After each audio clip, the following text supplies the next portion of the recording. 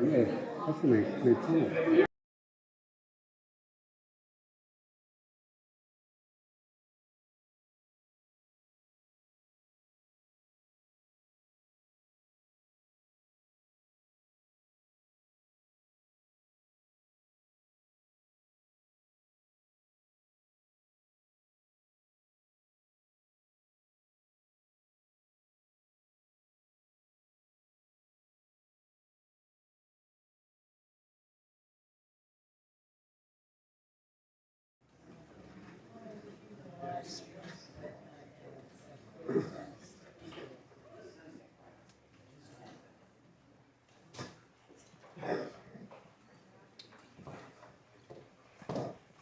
There's some chairs up here. You're good?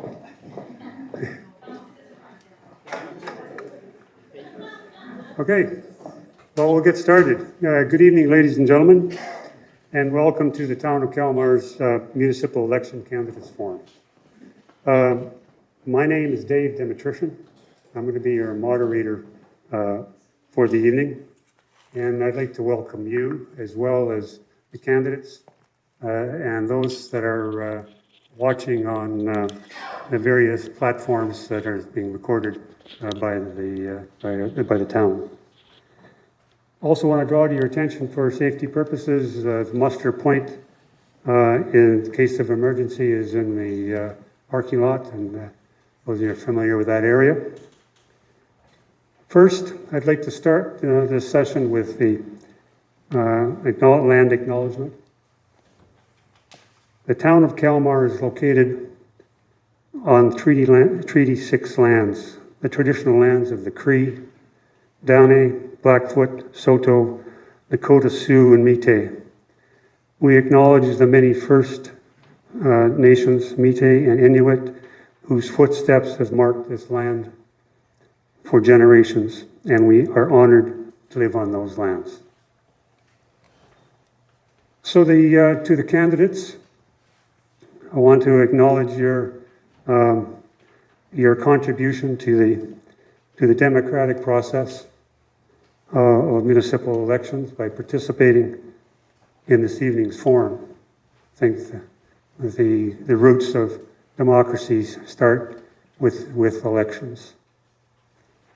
The format for this evening, this is not going to be a debate style. We're going to be open for Q&A, questions and answers, to be received from you from the floor and directed to one or all of the candidates to answer your questions. As moderator, and to ensure everyone has the opportunity to ask their questions, you'll go one question at a time and we'll be reasonable. We're not going to put the clock on you, but be reasonable on the length of time that you get to when you ask your questions. We've got some guidelines. First, this evening is the goal of this evening is to provide you, the public, an opportunity to dialogue with elected candidates in order that you are able to make an informed decision on election day. When asking questions, we ask you to be respectful and to please speak in a tone that is of conversation volume and not collaborative and not antagonistic, because it's important to have this kind of environment for this discussion this evening. As well as suggestions to you that are asking the questions, we ask you to consider, to phrase your questions in a what or a how. You're here to listen to the responses of the candidates, and so their opinions is what you're after. So if you could remember that, that would be great. So starting with our first step in the forum this evening, we're going to break it up into, first of all, the 3 council members. Then we're going to we're going to take a 5-minute break, and then the remaining councillors, the councillors will then go through their presentations. So prior to the forum, a draw was taken to see who would speak first. Oh, there it is there. And so we're going to go in that. We're going to go in that order.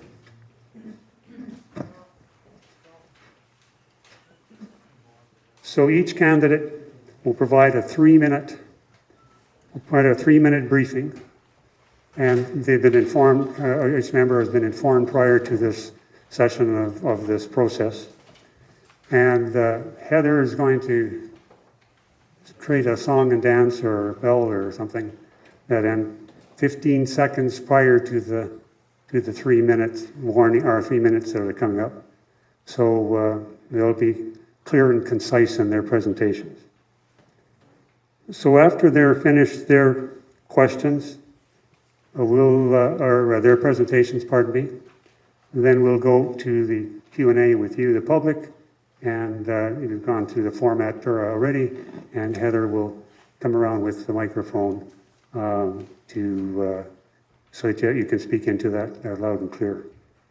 So with that, the mayoralty candidates, the first speaker, for first presenter is going to be Alvin Ryan. Good evening, I'm Alvin Ryan and I'm fairly new to Calmar. And I have to say, the response I've got by door knocking by the people here, I definitely know I've made the right choice to come and move and live. I mean, whether you disagree or not, it's been respectful, it's been nice, the community's lovely. Some of my priorities while being a new mayor would be open and transparent community engagement and enhanced responsibilities and concerns brought forward. And I hope you understand that council moves slowly. The process that we go through is kind of a slow process. But when you bring something to me, I will work due diligently and come back and give you an answer and response in a very short time. I'm dedicated to the support and group of local businesses in surrounding areas. I'd like to see a bylaw passed where outside contractors have to source 30% of the material in the surrounding areas so the money doesn't leave the community, and at least we get to keep some of it. As well public health enhancement that, and get the public more involved, which is hard. If there's a big financial decision, and I know council's been struggling that by going to meetings to get more people involved. And Calmar's not that big of a place. I'm willing to go door to door to get your personal response on some of these things that involve big money and expenses, so you feel you have some input to what council decides. And from the responses I've got, because I'm not on council right now and I can't, but I'll pass a lot of them forward that were given to me while door knocking, because every concern you got, no matter what candidate you support, for me it's more important that you go to the poll and vote the way you feel, right? And grab your neighbors. I want a big turnout here. You know, I'd like to see Calmar have one of the biggest turnouts they've had in elections. And my understanding is, from door knocking, a lot of people feel like they're left out in the decisions and stuff. And whether it's because they don't read the Chronicle or, you know, there's a lot of reasons for it. I want to make it more vocal, giving them face. And we're having trouble getting something passed. We need MLAs. I have no trouble sitting on his doorstep every day. You know, on them issues, I'm like a dog with a bone, if it's going to benefit the community. Thank you. Good. Thanks a lot, Alvin. So our second speaker will be Kirk Bobeck. I'm not going to. That's all right. Are you able to, excuse me, before you get started. There'll be some that don't want to hear my voice Are you anyway. able to pick up the microphone all right? Yeah, okay, go ahead. Okay, so first of all, I don't want to upset anybody. I don't have a grudge for anyone. I'm not Am I not loud enough, or is that better? Good. Okay. So it's for that, right? I'm not a Luddite. Okay, I don't hate technology. I enjoy using my hands to do things. In any case, I don't want to upset anybody. We have a staff, we have an infrastructure, we have these things in place. It's a matter of asking a lot of questions. Going through it, I see things I don't like. I would like to see a transparent budget. If anybody would like to have a look at this, and I brought this, and this isn't for being dramatic, it's very small, you can probably get it bigger, but if anybody wants to pop through that, it's hard to follow, okay? And then there's these hidden taxes and various other things too. So when you're looking at our income and everything else, I think each line should be defined by its division. I think each line should have a total at the bottom. I think a person should be able to find out what the HR role is in Calmar immediately by looking at it. Some of those numbers should be done and maybe even added as an addendum. But that's a very difficult document to go through and understand what's happening, okay? And I'm sure it has to be explained to. Now, with that, also the agenda has changed. Now, there's a number of people that were on council before, and if everybody did this, it'd be much easier too, because everybody would have an understanding of what the problems are with it. So I see Rick Savaston, and I see Don, and I see Dan, and many others that have done this, and the same frustrations. So when we had an agenda, you would come in, the agenda would be reviewed. Was there anything to add or remove from the agenda was on there? People could voice themselves. There was questions from the public.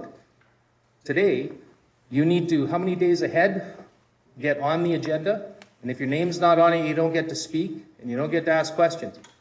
Okay, now that's got to change. I don't know where that happened, but that has to go back to, very eloquently said, right? Like this is your community. I say, there's a flyer here. I call us servant leaders, okay? No blown heads. This is here to take care of our community. It doesn't make you a poobah. It doesn't get you a special ticket into whatever you believe in the future or the end.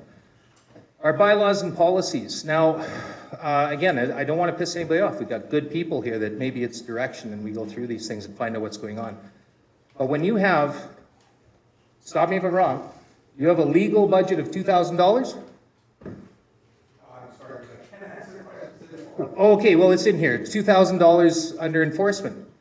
Well, people don't realize I'm coming up on time. Oh my goodness, I'm only halfway through there. So anybody that wants to have a chat or otherwise, please invite me over, get some friends together. There's a number of things. So why don't we do like BC? Let's get a community radio station that allows us to just do this thing within a certain speed. They have these in BC, okay? And I'm gonna finish this one because it's important. When things go down, people can turn on the radio and everything's there for 2 minutes, okay? You could have the council agendas on there. We're required by law to have 2 ways of advertising. Costs a lot of money every year. Just to remind you, Kirk, you've got another minute at the wind-up. You can get it on me in a flash. I can ring out my... Discount later. But we'll remember that. Sorry, sense of humor gets you too late. Yeah, that's right. Okay, so next we'll go with Krista Gardner. Thank you. So I'm Krista Gardner, and I want to be your next mayor. Many of you know me from my time on council, where I've been a consistent vocal advocate for Calmar and the people who call it home.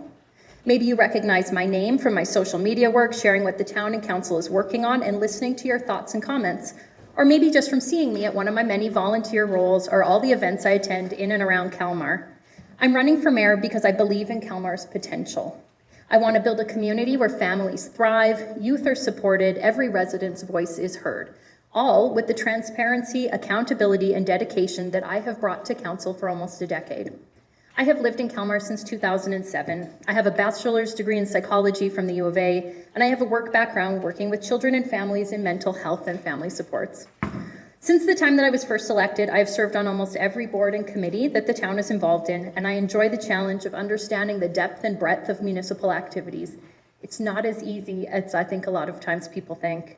I've also been elected as both the Director of Towns West and the Vice President of Towns on the Alberta Municipalities Board, formerly AUMA, for anyone who's involved previously here. They're a province-wide advocacy and support organization for municipalities, and in that position, I've taken every opportunity to learn from my peers in order to come back here and be better for you. I've also used my position to promote and support Calmar whenever possible. I am sadly on their doorsteps already doing that work. My three priorities in 2021 when I ran for council were communication and engagement with the residents, a shift in our ratio of residential to non-res tax assessment, and creating a transparent process for infrastructure investment and utilizing our asset management plan. Now, none of these things are perfect today, I fully acknowledge that, but they are measurably better. I pushed for a citizen satisfaction survey, which we did for the first time in the fall of 2024, as well as we've had improved communication about town activities, and I even convinced them to host our now annual Resident Appreciation Barbecue to appreciate all of the things that you guys do and for you to have opportunity to come and talk to us. We've seen substantial growth as a direct result of the policies I've championed, and while it has been mostly residential instead of commercial or industrial, overall that is still a win for Calmar. And I have driven meaningful momentum for asset management and for our long-term infrastructure renewal plans. Now, looking ahead, I have three key priorities. Fiscal responsibility and smart growth. We need to keep Calmar affordable while planning for tomorrow. I want to find every cost savings we can in the budget, even and especially if that means finding innovative ways to perform our core services. The same thing is not always going to be the best plan, right? We need to look at doing things differently. And we need to continue to attract growth that helps lower our mill rate while maintaining the character of Calmar. Next, community connection and transparency. I want to be a mayor who shows up, listens, and communicates. I see this as an extension of my proven commitment to communication and engagement. I don't shy away from tough conversations, and I'm always willing to do the work. Whether that's volunteering or wading into the hard topics on the local rant and rave, I show up. And lastly, I'm going to keep going too. Lastly is my vision of Calmar as a hometown for every generation. I want to build a community where families thrive and programs serve all ages. That includes recreation for kids, youth, adults, and seniors. That's housing that fits all stages of life and cultivating strong connections between all of us. Now, my priorities for the next 4 years may have changed a little bit since 2021, but my heart for our community and my passion for the job have not. Please vote Krista Gardner for mayor. Well, thanks to the candidates, and I know it's difficult to stay with that three-minute side of things, but you did a good job. So with that, we'll start the Q&A section for the mayor to be mayoralty candidates. And so I think when you do ask a question, I'd ask you to please introduce yourself as well. And so if you want to direct the question to all three candidates, let me know. If you want to just direct it at one, that's fine too. So with that, are there any questions to the mayoralty candidate? Yes, ma'am, go ahead. Hi, my name is Hazel Robertson. Hang on. This question would be directed to... Hang on. Thank you. Hi, my name is Hazel Robertson. This question is directed to Alvin and Kirk because actually Krista answered it in her speech there. But I'm wondering, in the last 2 years, what have either of you done for our community? I know, Kirk, you were a mayor in the past, but in the last 2 years, what have either of you done in the community for us? Recently moving here, one of the first things was run for now. Drive care, volunteer for drive care. Also at Northern Lights, because a lot of them seniors have trouble driving.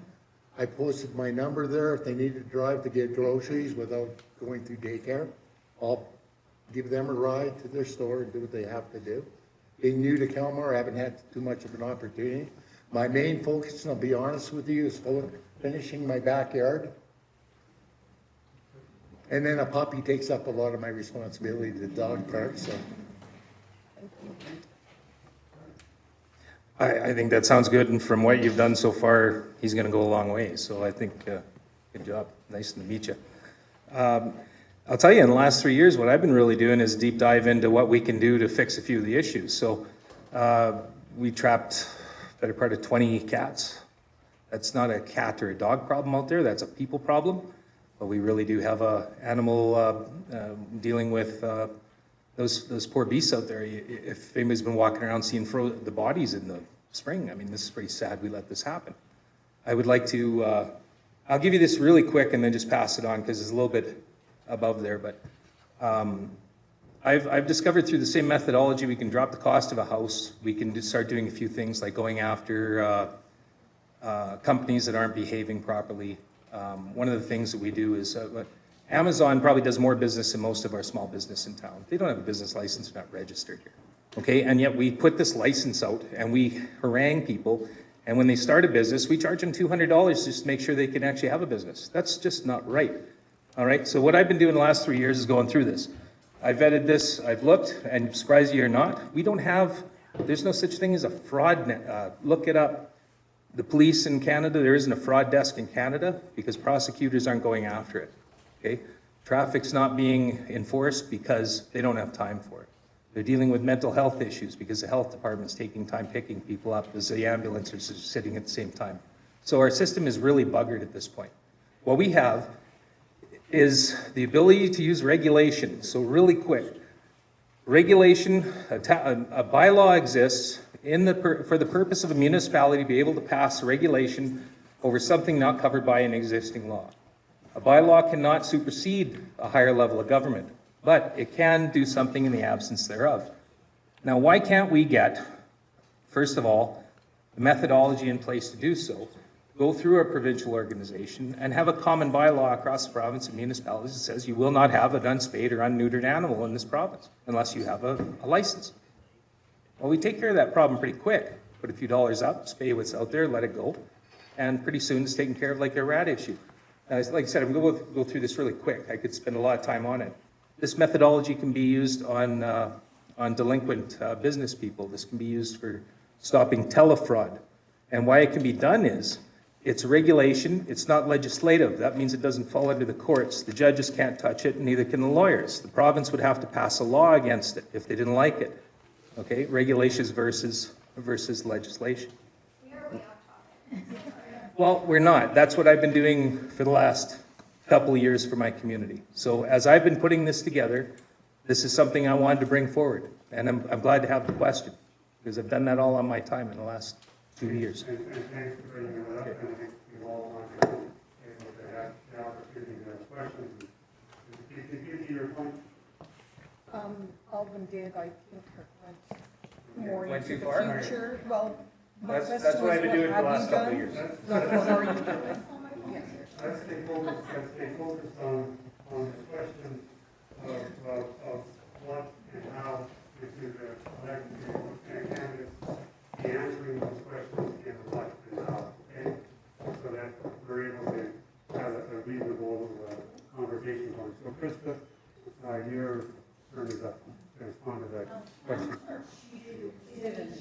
Well, I did say I volunteer a lot. I do. If anyone would like to hear the list, I spent this morning cutting cabbage at the church with people here in the back at St. Margaret Mary because we support our local community, where I am the chair of the ladies club and active in my local church. Where then I went this afternoon and made sure all the parents and everyone had signed all their waivers because today was the first. I volunteer a lot for my sons play football with Leduc District Minor Football Association. So I put so much extra time into my work here because I care so deeply about our community. So thank you for the opportunity, Hazel. Thanks for that question. Anyone else have a question for mayor of the candidates? Yep. Go ahead, I'll repeat it to them. I'm Stephanie Shretska, and Christy, you mentioned optimizing residential to non-residential taxation. What is the current non-residential rate in Calmar? So it's currently about 85% residential to 15% non-residential, which is, to be fair, for communities our size, that is actually substantially better than most. One of the things that's really frustrating about that is then we see lower levels of what's now called the local government fiscal framework, just for all the people that have been on council and now they've changed all the acronyms because that's the way the government likes to operate. So sorry for all of that. So we see reduced LGFF operating dollars and things like that because we have more non-residential assessment than most communities our size.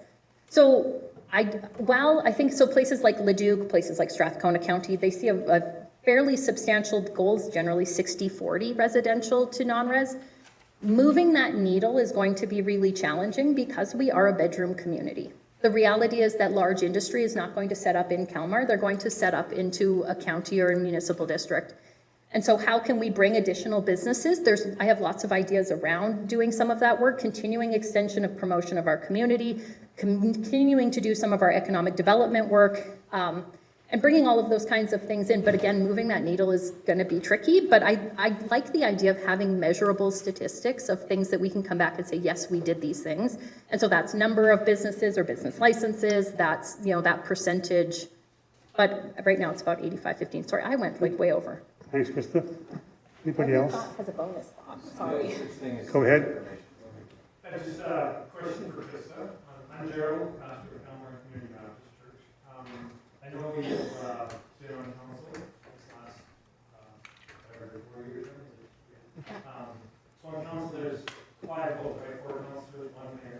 You had 1 vote this last term. What do you still will have 1 vote if you were the mayor? What do you propose to do any different as a mayor than you had an opportunity to do as a council? That is a fantastic question.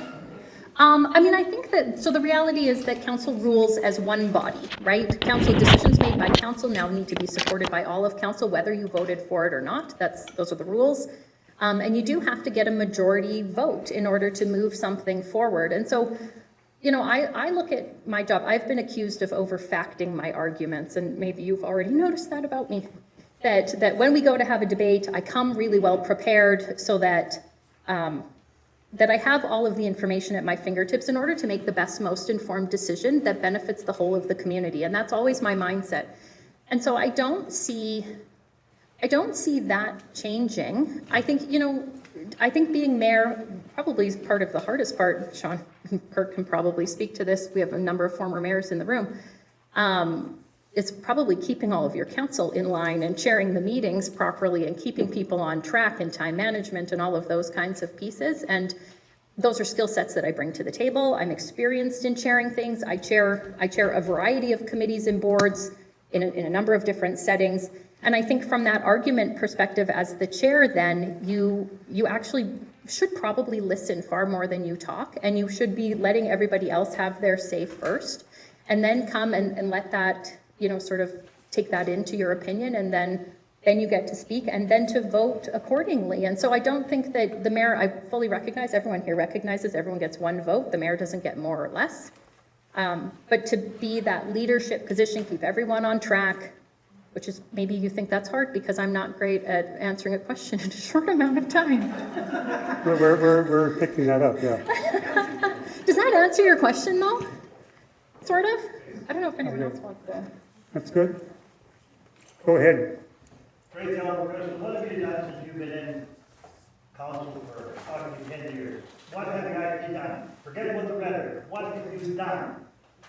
What have you done, Krista? So are you looking for an answer of what I individually specifically have done, or are you looking for an answer of what I have convinced council to move forward with? We are in a horrific position infrastructure-wise.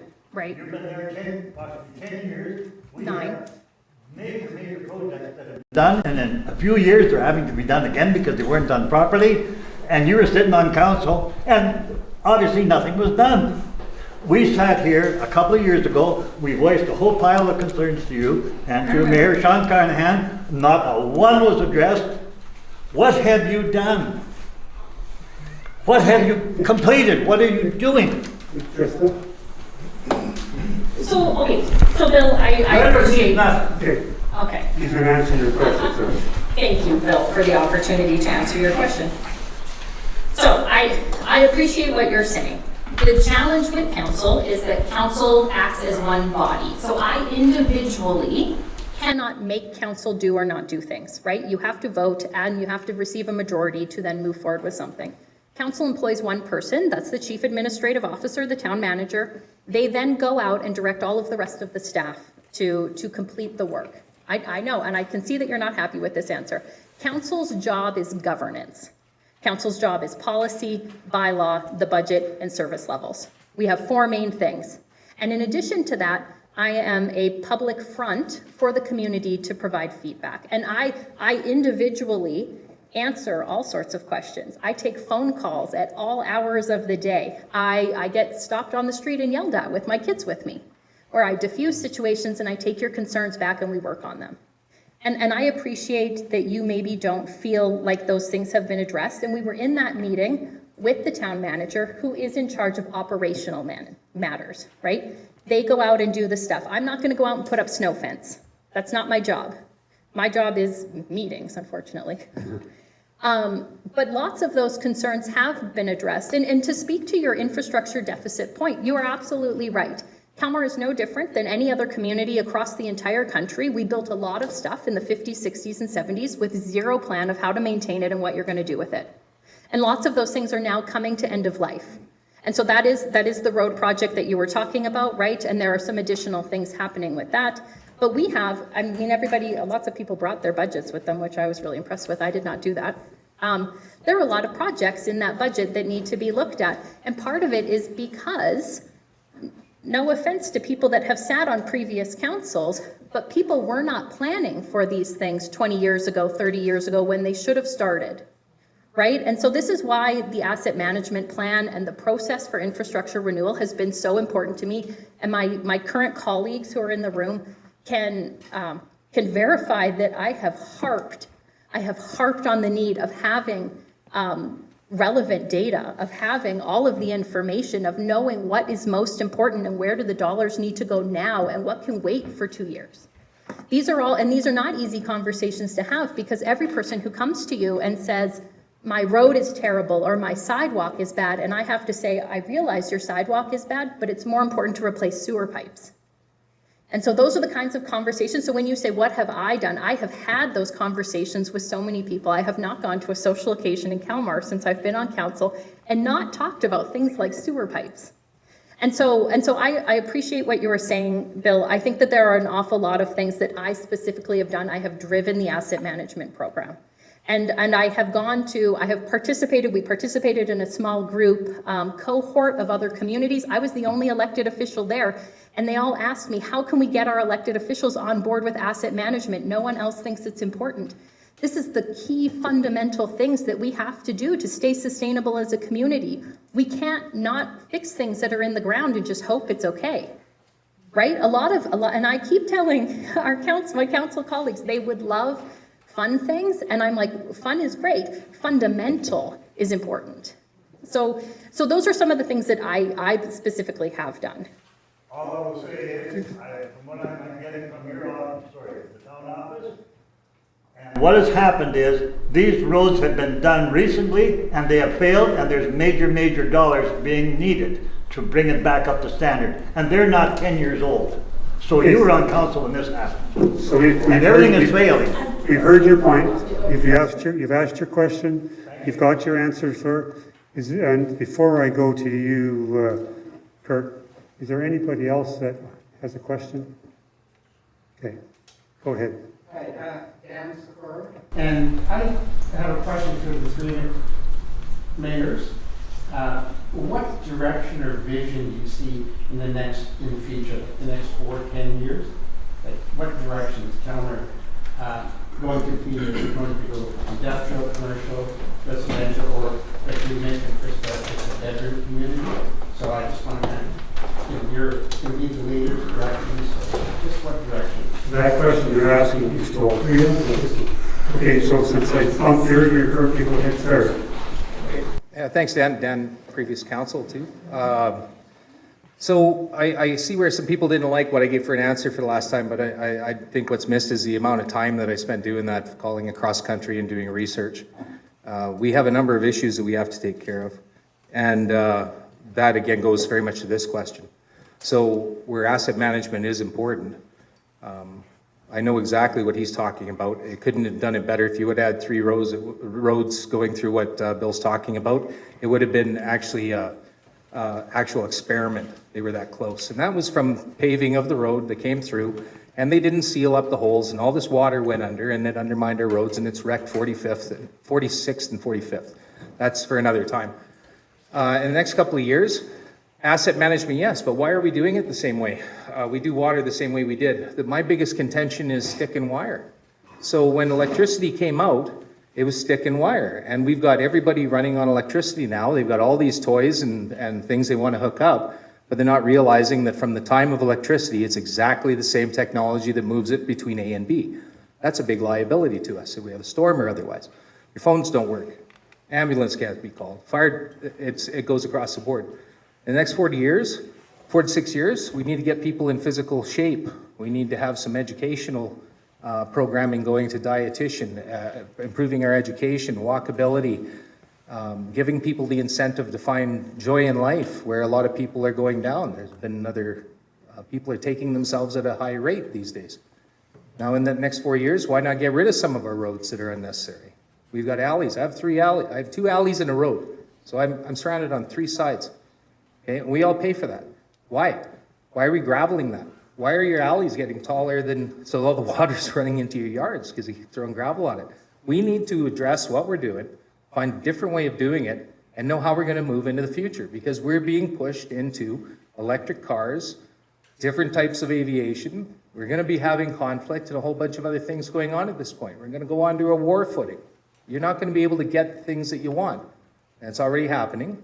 They're prioritizing major fiscal events for Canada, so that means that's where the concrete's going, that's where the steel's going. You will see this happen. It's happened before. It's cyclical. So in the next 4 to 6 years, we need to start getting ourselves ready for what's going to come down our streets and through the air. And we're a small community. We should be able to do that. First, with kindness and courtesy to each other. It's a very small place, just like taking care of your yard. You don't get along with all your family, but we get together. Let's talk this out. And let's find that vision so that we're not reacting. Let's be proactive going in. So with kindness, we'll move on. No, to you, Alvin. Krista nailed it. The mayor's job is to take your concerns to council and make sure council stay on track and get them through. My only job as mayor, my vision is, that's your vision, which you guys choose to bring to council so we can react on it, right? If you're I'm not, I need the input from the whole community to become a successful mayor. Suggestions, how insignificant you think they are, they could be very important at the time, right? And from door knocking, I've heard a lot of concerns and a lot of things, and a lot of these concerns are out of Calmar's availability, because we've got to work with Department of Highways and stuff like this. But I have heard them, I've had listened to them, right? And again, I'm going to say the mayor is a servant of the people. That's all I am. And if you guys don't give me any information, I'm dead in the water. There's not much I can do at council and things like that. I need the input for the community for Calmar to be successful. Okay, thanks, and Alvin and Krista. I love that. Thank you. My vision for 4 to 6 to 10 years, I think, so here's the thing. We currently have infrastructure to support growth for up to about 4,500 people, including wastewater treatment and water services. I'd like us to see us grow closer to that. I think I don't want 4,500 people in 4 years. That is a big jump, but to slowly get there. But I do want to see that balanced by having commercial growth in town. We changed in the last 4 years. We changed zoning to allow for additional parking spaces to make it more attractive to open a drive-through on the commercial lot that's at the west end of town.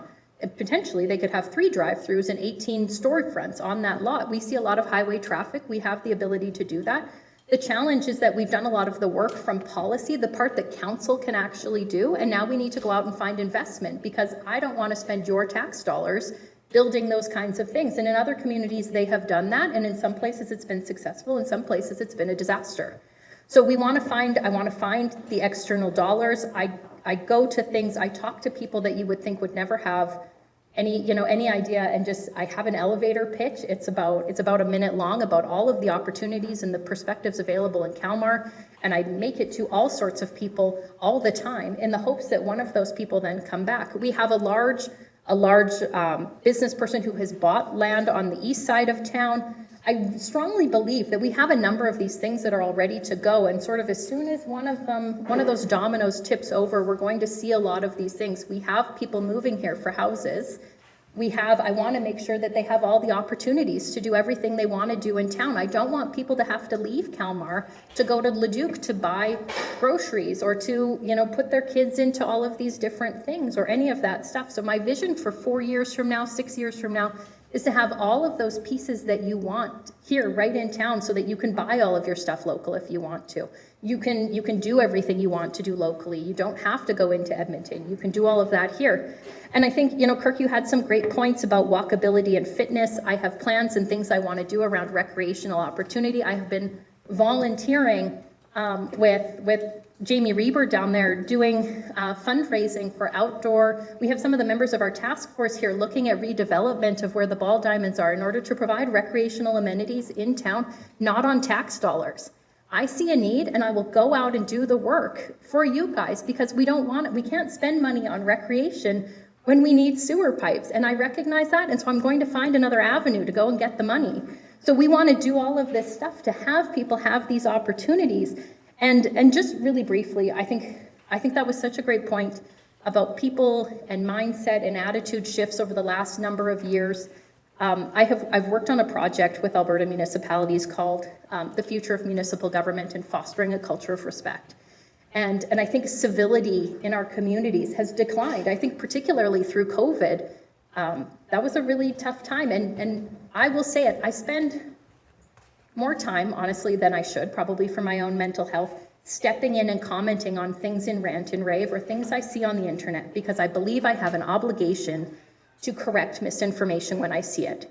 You are more than welcome to your opinion, right? Everyone has an opinion and you're welcome to have it, but when you say things that are factually untrue, I feel like I have an obligation to do some of those things. And so I really want to work on that engagement piece because so many of the people commenting on there, I know have my phone number. I know they could call me and tell me their problems, but instead they want to put it on the internet. And so how can we do some of those things where we're building that engagement, we're building a big tent, we want people to come forward and build that community piece together. So those are some of the things that are really important to me. And so I hope they come to fruition, and thank you for your question, Dan. Great, thanks for that question and answer from all three. Anyone else? Go ahead. So talk about you're on these helping kids out in football, girl guides, figure skating. I can't remember them all. So if you could to be a few questions for Krista, but the other ones is for the three. Where's that going to put you if you get elected for mayor? Does that mean you have to step down from doing all your charity stuff with the community like you've been doing now, like you stated you've been doing? So you move up a notch in the mayor's position. Who's going to do your charity stuff? Like who's going to do what you do now as a councillor and all the stuff you do? Do you just push that aside, or do you push it on somebody else? Okay, who does your stuff now? Okay. That's the question for Krista. Okay. So I want to answer that first before I have the second question. Yeah, and when you get to the second one, remember the what and the how when you ask the questions. Okay. What do you do? As a mayor, and what you're doing now, yeah. Who's going to how is she going to do it? How will you do it? Yeah. Okay. Yeah, I do. Are you okay with what I just said? yeah. Okay. So go ahead, Krista. To be honest with you, I don't see a change. I already actually put substantially more work probably than the average person into this job because I love it so much. I am incredibly fortunate. There are people online, I'm sure my husband's one of them. I need to give him a shout out. He funds our life through his job where he works very hard in order to allow me to pursue my passion. And I really appreciate that from him. I don't think, to be honest with you, I think the additional responsibilities of mayor are at most a couple hours a week over and above the things that I'm currently doing. And so I don't see a reason to stop volunteering. If I could get someone to take the presidency of figure skating, I would love that if anyone is interested. My daughter doesn't even want to skate anymore, but I don't. But it was established in 1971 and I can't let it die. So please, if anyone loves figure skating and is interested in that, please let me know. Okay. So you had a question then for the other, all three or the other two? All three. Okay, go ahead. So, I was wondering is what Alvin. Okay. So you're saying you're not going to build a recreational platform because the pipes need to be changed, or you got to put the money somewhere else because that's more important, which I get it. So as buildings deteriorate and we have to rebuild, does that mean that, well, what's more important, a new building? There are what things again. Or do we waste our money on something we don't need yet, or do we still stay with the pipe thing? Don't have to get hung up on the water. How do you You're gonna- prioritize Go ahead. repairs for existing things versus needed new items? Yeah? Like how are you? I can be specific if you like. Sure. The arena. Yep. Okay, so we know what's at the end of the pipe. Pretty much. Yep. We know what the problems are. But we spend, I don't know how much, on solar panels. So is that because, okay, we need a solar panel, but we didn't know the lifespan of the arena? So now does that mean we had to kick the piping apart, or the whatever sewer pipelines to do that, or we had to do a walkway from Thomas over there uptown for the people to walk, but yeah, what got kicked aside to get that walkway done? Was it important? Probably because of the traffic. Yes, I get that. But what else gets kicked aside to upgrade the arena, or to what are we going to do to the arena? It's not going to be $1,000, you know, to fix it. So what gets kicked aside next time if we need the new arena, or we want a RV park? I've been involved in that. Everybody's asking, I don't know what the council members we heard about it. I get it all the time. Hey, but not me. You guys got to go to the meetings here. So we need this in town to support the ball diamonds and to have it all in one spot. Now, I get it, there's some rules and regulations. So does that get kicked to the curb again? And what are we going to do to say what's more important? Is it the pipes? Is it the arena? Or is it the RV park? Good question. Good question. Yeah. And then 48 years, 2 terms. Yep. Okay, so we'll start with Alvin. No, you start there and come back. Alvin is first. Okay, infrastructure. I'm not too sure because I'm not privy to a lot of the information. But I'm sure town and council knew that they only got water so long for sewer lines, so long for water lines before they have to replace. I'm sure somewhere in the budget, and I'm only guessing, is there's money been put aside to replace them when the time comes. Due to inflation, that expense becomes a lot bigger than the town at the time. We're starting to put money away for these things. You know, for me, infrastructure, towns, you know, we got to make sure there's money in the budget so that one group of people don't get a big tax hit in 1 year, that this needs to be done, that needs to be done, that needs to be done. Because when it comes to water and sewer, there's no next week. It's got to happen now. Okay, good, thanks, Alan, and over to you, Kirk. Okay, so elephant in the room, a lot of stuff's not getting talked about here. All right, so the two roads got screwed up this year, and it was from not paying attention to what was going, it actually happened last year, and it was from not paying attention to what was going on during paving. The crown of the highway is too high because they didn't shave down that highway when they did it too, which makes it dangerous for people trying to get on the highway. That also was not addressed. We were losing something to the neighborhood of 300 houses a year in water due to leaks, of which pointed one out, and it got fixed pretty quick, and that's been going on for years, okay? Yes, we have a certain amount of water capacity and such too, but if we put it all into houses, then we're not going to be able to bring in a business without having to upgrade our water again. There's a sweet spot here. Houses are not revenue positive. They tend to be revenue neutral, and when they're not in a full subdivision, they're a loss. You have to take care of the sewer, the water, pick up the garbage. We've got a lot of issues with that kind of thing, okay? So I'm sorry I'm coming at this kind of sideways, but I'm hearing this, and the thing is that I'm here today because I don't feel that these things have been properly watched. We have open holes. We have people doing business and building in town. These open holes are not being surveyed. Why doesn't Public Works drive by those things twice a day to make sure that the road isn't filthy afterwards, that they're not making a mess?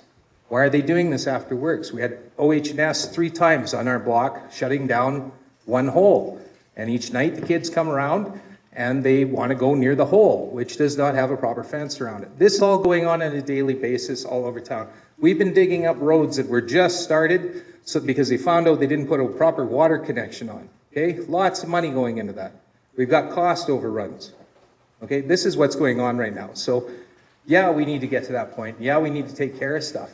but we have to get a proper policy, procedural operation going that takes care of things properly now, takes care of what we have, gets rid of what we don't need, and moves into a future of what we're expecting to move towards. I'm sorry, that's where I go with that question. Thanks a lot, Kirk. Just a reminder, everyone, you can see we have a number of people at that end of the table that haven't had an opportunity to say much. So just a reminder, what we're going to do in 5 minutes, we're going to switch gears and let them get going, so we'll take a 5-minute break. I'm going to ask Krista to respond to that last question, and I'm going to give a person who hasn't spoken before to be able to ask a question. There's something I've missed. So that'll be you, sir.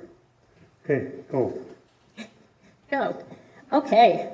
I'm going to try and keep this brief. Starting first of all about how do you prioritize things. So one, in this last term, council approved a document that says first priority goes to health and well-being. So you need water, you need sewer, those kinds of things. And then second to that is regulatory compliance, right? We have to meet certain like legislation and things like that. So those things are the top priority. Then next is things that help attract growth, particularly growth in commercial and industrial. Then after that is sort of the other kinds of things. And when you talk about that, it ends up getting really challenging because it's never a clear decision where it's like, oh, this is obviously a number one and it's going to trump everything else, and so we're just not going to do it. It never actually works that way, which is part of what the point of the asset management plan is. Over the last number of years, we have now input, I think it's something close to 50,000 data points. That is conditions of roads on every segment in town. That is every CC valve in town at the edge of your property where it connects to the water system. That's the condition of every length of pipe. That's sidewalks, that's curbs, that roadways. And you can click on the various segments and see what is past its planned life expectancy. So when you talk about how long do things last, pipes are supposed to last 75 to 100 years. This is where we are running into things because if something was built in 1950, it's now 75 years old. And people don't think about this, but like, man, is some of this stuff expensive. Fire hydrants are enormously expensive. All of these individual pieces. So it's not even just the giant pieces of infrastructure. So when you're looking at all of those kinds of things and trying to predict what needs to be done next, what you can't do until you've done something else first, balancing that, I will be totally honest, the reason why we built that little piece of trail was because I kept arguing, no, we can't do anything fun, we can't do anything fun. And finally, we had to do something fun for the community in a small amount of money in a reasonably costed manner. I think that one of the things that we have really worked on, that I have really worked on, is that, to be perfectly frank, when I first joined council, we did not do planned transfers to reserves. We did not ever save any money for future infrastructure investment. We only relied on the ongoing grant money that we were receiving from the provincial government and from the federal government. So what is now called the Local Government Fiscal Framework was originally the Municipal Sustainability Initiative. In 2011, those dollars, we now receive 60% less money from the provincial government for infrastructure than we did in 2011. For us now, it's about $450,000 a year. Do you know what you can do with $450,000 a year? Not a block of road. Which is a block of road, water, and sewer is a little over $1 million. That's ludicrous, but that is what it is. And so, to speak to the arena, absolutely, council was not told, especially until we really started digging into some of this asset management stuff about what the current status of the arena was. No one ever said to me until less than 2 years ago what the age of the slab was. And so now we know these things. Now the people that are making the decisions know these things and are able to take that information in and hopefully make those decisions. I, as the leader of a local nonprofit, are planning to write a community facility enhancement grant in order to get some of the money to fix some of those pieces in the arena, but it is a slow process. I hope that answers that. I just, this is not supposed to be a debate. Some of the things around, like the crown of the highway, Alberta Transportation said it was within specs. We are not in charge of the highway. Council's only in charge of our local roadways. Talking about water capacity, I sit on our local water commission, the Capital Region Southwest Water Services Board, in which we are doing long-term planning that will eventually twin the line to Calmar. And we are actively involved, both at the board level and also at the administrative level, with providing forecasting so that we are able to meet those needs And I can tell you that as a region, we want to work together to bring large investment in. And so if somebody came and said, we want to put a mega plant in Calmar, and we felt that it fit Calmar and we needed more water, we would find a way to get the water. Good. So I think what That you're was after, probably my whole 5 minutes. what you're after here is changing information, and I know we're trying to run the clock so everybody has the opportunity to speak, but thanks for that. You had questions. You're the last question we're going to ask for the mayoralty candidates. They're going to do, I ask them in 1 minute each to wrap up, and then we're going to take a 5-minute break and get into the group that's hungry to get going. Go ahead, sir. Yes, just a quick question for Mr. Ryan. Do you have any municipal experience, and what made you choose to run for mayor instead of council? I believe in democracy. At the time when I chose to run for mayor, and I waited almost as long as I could before I dropped the council position for mayor, I felt that Calmar needed a choice. So I thought with 2 people running, Calmar has a choice. So you have no municipal experience? Repairs, water, sewer, you want to go, yeah, that way, but as far as council, no, most of my experience comes in industrial, running bigger jobs and dealing it with that way, which is kind of a small community, but not quite the same. Thanks, Alvin.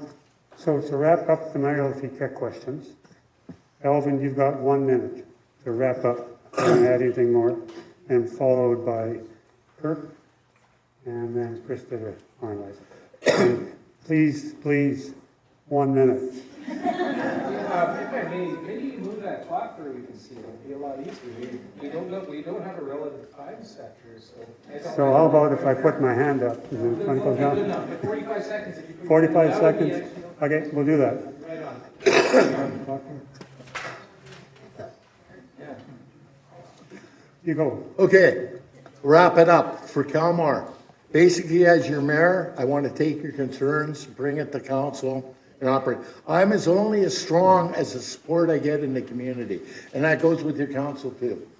Right, if you sit at home and talk to the neighbor, you're not happy with this, you're not happy with this, nothing's gonna change. Right? I want to encourage more people to show up online and at council meetings and put your input, because your input is important. Whether you think so or not, we need to hear from everybody in this community to make a well-informed choice. And that's my biggest goal, right? I'm not here to advance my political career anywhere else, because I chose Calmar. I want to put back into this community. And this is one of the ways I feel I can, in the best way possible for me. Good. Thank you. Thanks, Alvin. Okay. So Kirk, the clock is started. There we go. Okay, I'll try to do it in 45 or less. I've been through a lot of this stuff. I see a lot of things that we can do to make some adjustments to what's coming in our future. I do have a different way of looking at the world. I love this town. I've been here 25 years. I don't plan on leaving. I built a house here. I would like to be closer to my community. I would like to promote that kindness and that courtesy thing, and I think that's where we start, and that's how we move forward, is by that behaving. And then we need to all together not be paying for studies and outside bodies, but we need to look at our community and come up with these answers ourselves. And much like the other two have said, then we have that discussion and we move forward with it, and we'll find those priorities, okay? And then we direct the council towards it. But I said I won't talk too much. Please take a flyer, call me if you like, let's have a chat. 45 seconds. Right on, man. Way to go. So, Krista, the clock is starting now on you. Oh, good. First of all, I want to thank everybody here tonight, including these gentlemen, including everyone who's put their names forward, and everyone who's watching online. Along with Alvin, I'm a huge believer in participating in the democratic process, and I love that you're here learning about the candidates, asking questions, and hopefully getting out to vote, because it makes a visible difference in our community. I believe strongly in public service and have my entire life. I believe you create the kind of world you want to live in by showing up and doing the work. I want to live in a Calmar that cares about each other and cares about our future, and I want to build that community together, which is why I want to be your mayor. I believe in a collaborative approach, driving our community forward in a thoughtful, intentional way, making decisions that benefit the whole of Calmar, even when it's hard. I want to make sure, the most important part, I think, here is that connection between your elected officials and you. I'm here to serve. I listen, but apparently not to instructions. I show up, I get results, and I want to continue working for all of you. So please, on October 20th, vote Krista Gardner for mayor. Good, thanks, very well done, everybody. Good, so with that, maybe you can recognize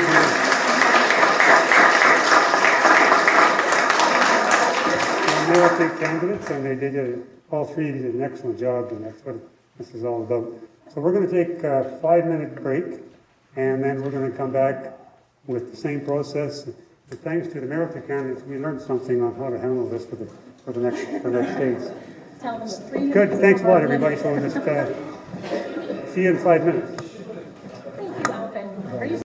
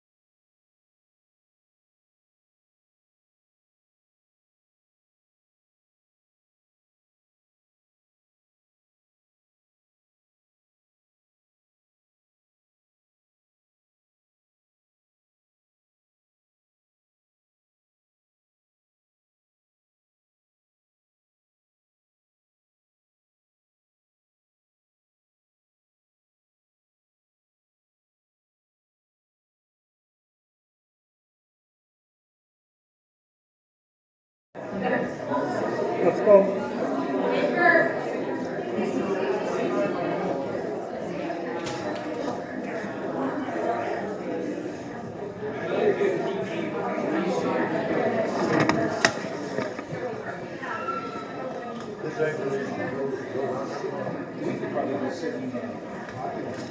Okay, let's get going. We're going to be here till 9 o'clock when the lights go out. So thanks to the 9 council candidates for your patience and to the questions. So just a reminder, each one is going to have 3 minutes. We got the selection of who goes first. And again, we'll give the 15-second notification. As well, I'll go back when it comes to you, and I'll remind you again when it comes to the Q&A from your side, how you're going to approach that. So, sorry, I turned my back on you, that's not right. So the first person to start is Terry. Go ahead, you're on. Is that on? Thank you. Thank you very much. Good day, my fellow residents of Calmar. How are you today? Hey! My name is Terry Balaban, and I'm running for one of the 4 councillor positions here on the 2025 municipal election. I've lived in Calmar since 2013, so 12 years. Prior to that, I worked in budget and finance for large corporations in Alberta for approximately 38 years. When I moved to Calmar, I got involved in the municipality as a member at large with economic development and sat on many other committees. I was elected to council twice in my tenure here. I'm currently involved with the Calmar District Senior Citizens Club, sitting on the board as a treasurer and casino chairperson. I'm also a member of the Friends of the Library. In running for election to council, I want to continue to serve this community of which I am very proud of. I want to see Town of Calmar be a home for residents young and old, and everybody be proud to call Calmar home. However, one of my philosophies is if a community does not grow, it becomes stagnant, and the residents of the community suffer in many ways. We do need to grow, but we need to grow at a managed level. If a community grows too quickly, infrastructure in the community will not keep up, and businesses and residences do not get the services they require, and the businesses and residents will leave our community and go elsewhere. Business growth goes hand in hand with residential growth. You cannot have one without the other. An important issue about commercial growth is important for the community and the youth in the community. If we can bring businesses from various sectors to our community and our town, we could have employment for our teenagers and young adults. The other thing we need in town, and I'd like to address, is a place of hospitality, like a motel, a hotel, something like that, to bring somebody like that in there. That's commercial development. Because many of the places in Calmar, for example, the Legion, suffer because there's no place to stay after a function. You have to go into Leduc or Devon. People don't want to drive after a party. Trust me. A community must be affordable for residents to live in, for residential and commercial. If people move in, there's a larger tax base and greater taxation revenue provided and better services for the taxpayer without large tax increases, because you can only go to the well so often. We need to carefully balance our tax revenues and expenditures.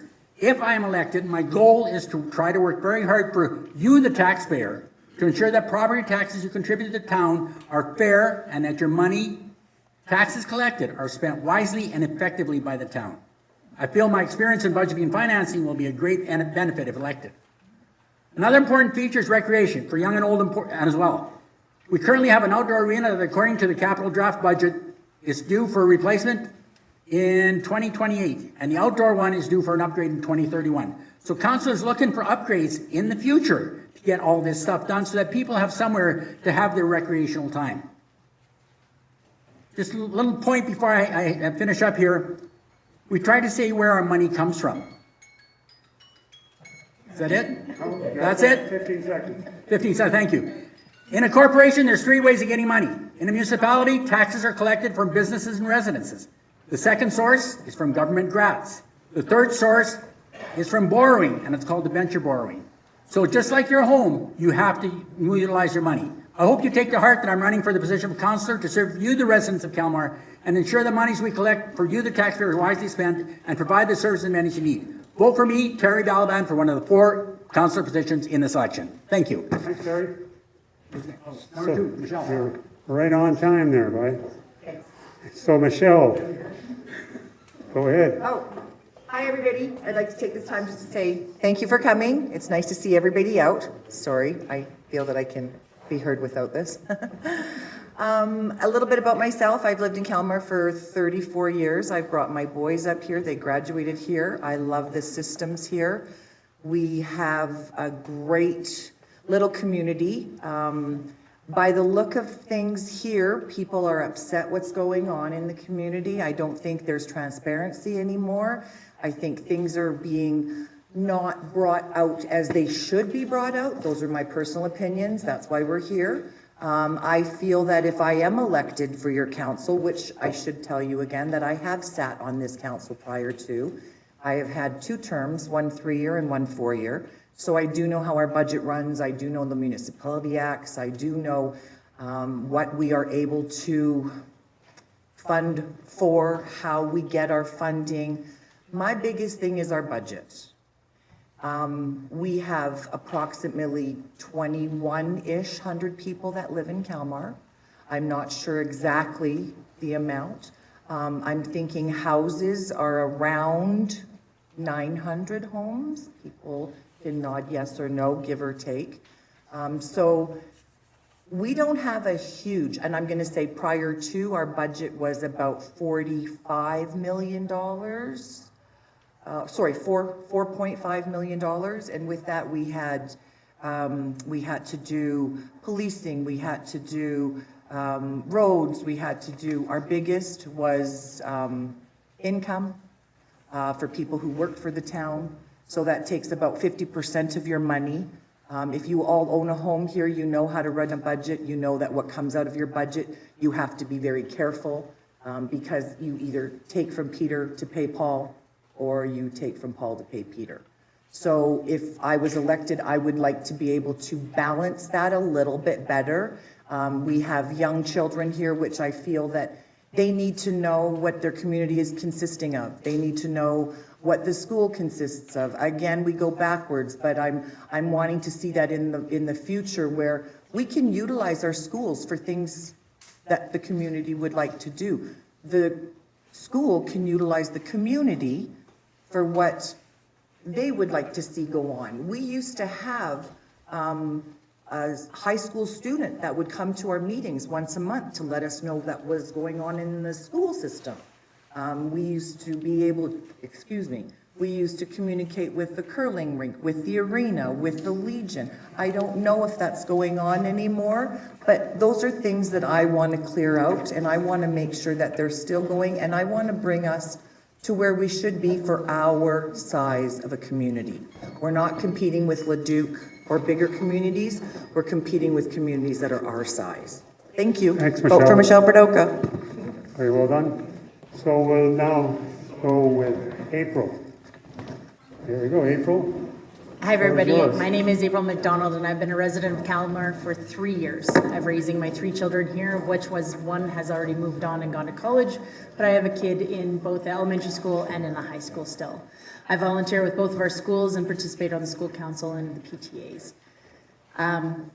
I believe the reason that I'm running for council is I believe that we need to take a detailed look at our spending while protecting our essential services. After personally receiving a 30% tax hike on my taxes, I have looked at our budget, and I agree with Kirk that it is not only hard to read, it needed to be explained to me.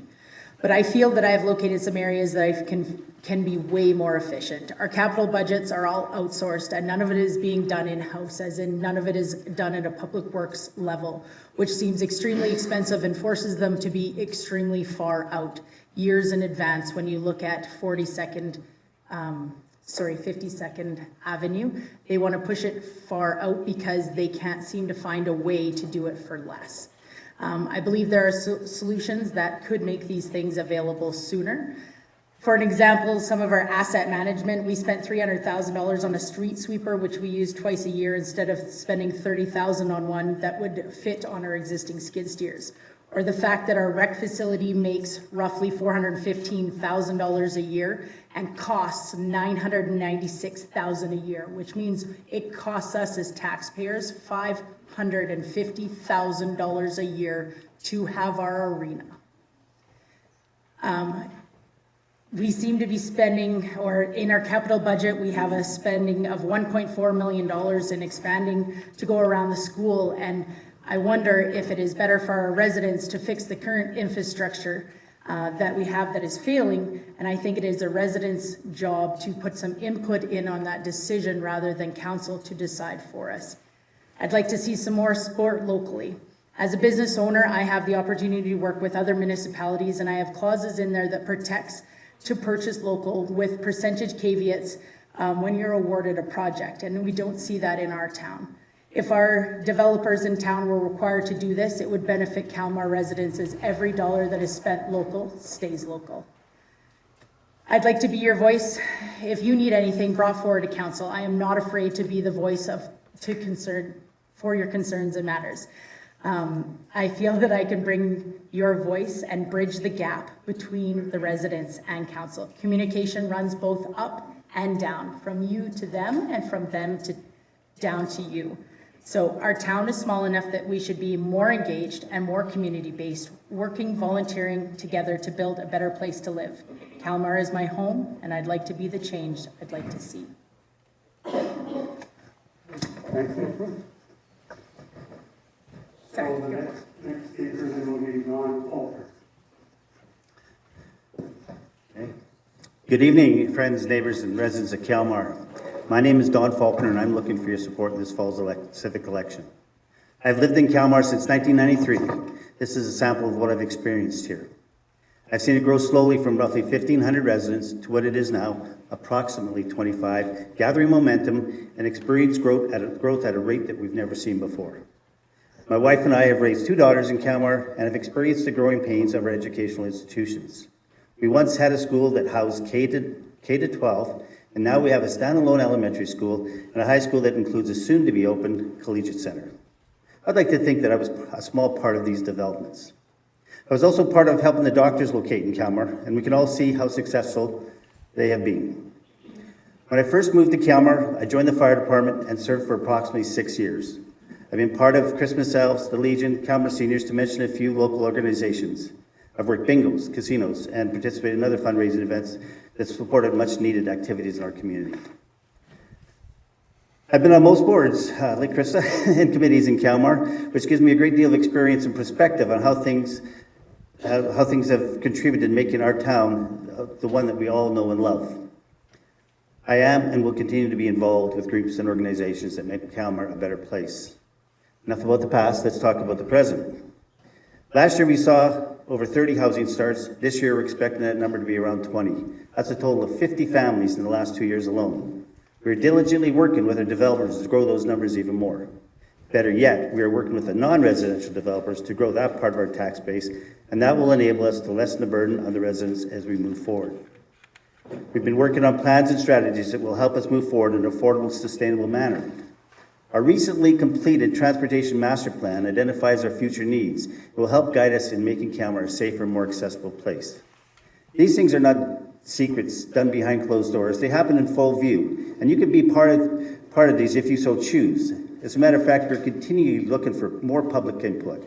Please let us know how we can best reach you, as we are always looking for better ways to inform you and hear your concerns. Now for the future.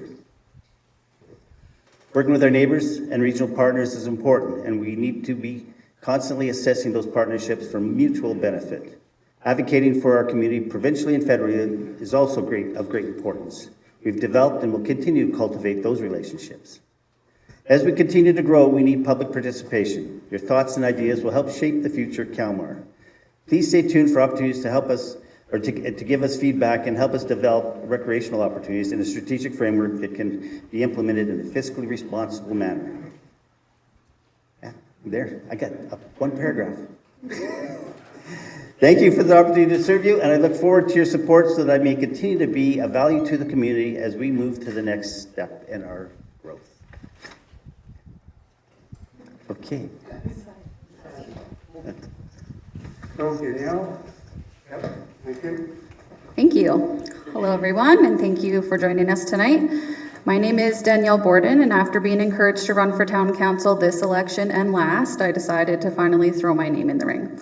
My husband Scott and I moved to Calmar in 2014 from Edmonton. We were drawn to the community for its small town feel, while being close to big city amenities, and at the time, the housing prices were significantly less than in Edmonton. We always wanted to raise our family in a small town, and to this day, we are happy we chose Calmar to do just that. We had no issues putting down roots in Calmar, and we quickly built a life here, getting to know our neighbors through community events and through the day home business that I ran here in town for 6 years. Now that our kids are in school, we've had the privilege of expanding our circle, and 11 years in, we really feel quite settled here. Of course, like any community, Calmar has its challenges, and over the years, I have not always agreed with the decisions that the town administration or previous council have made, and I have never been shy to speak up about those things. With this conviction, I have helped spark needed projects over the years, such as the fountains in Southbridge, crosswalk lights on the west end of Highway 39, and the need for a new playground on the south side of the highway. I am happy to have seen each of these projects come to fruition. If elected, I plan to bring that same care, persistence, and commitment to the council table. As a resident, I deeply understand the concerns we all share. Our property taxes feel burdensome, new growth needs to be managed thoughtfully, and Calmar needs to remain a safe and welcoming place for families and businesses. I am not a career politician. I am a local resident who feels passionately about people and about our community. My goal in seeking a council seat is simple: to be your voice at the table. While I may not have a deep understanding of the Municipal Government Act yet, I am a quick learner, and I believe in learning openly and transparently. My desire is to take each Calmar resident along with me on that journey, to ask the questions you would ask, to dig deeper when clarity is needed, and to make sure the decisions we make are understood, not just by council, but by the people who actually live here.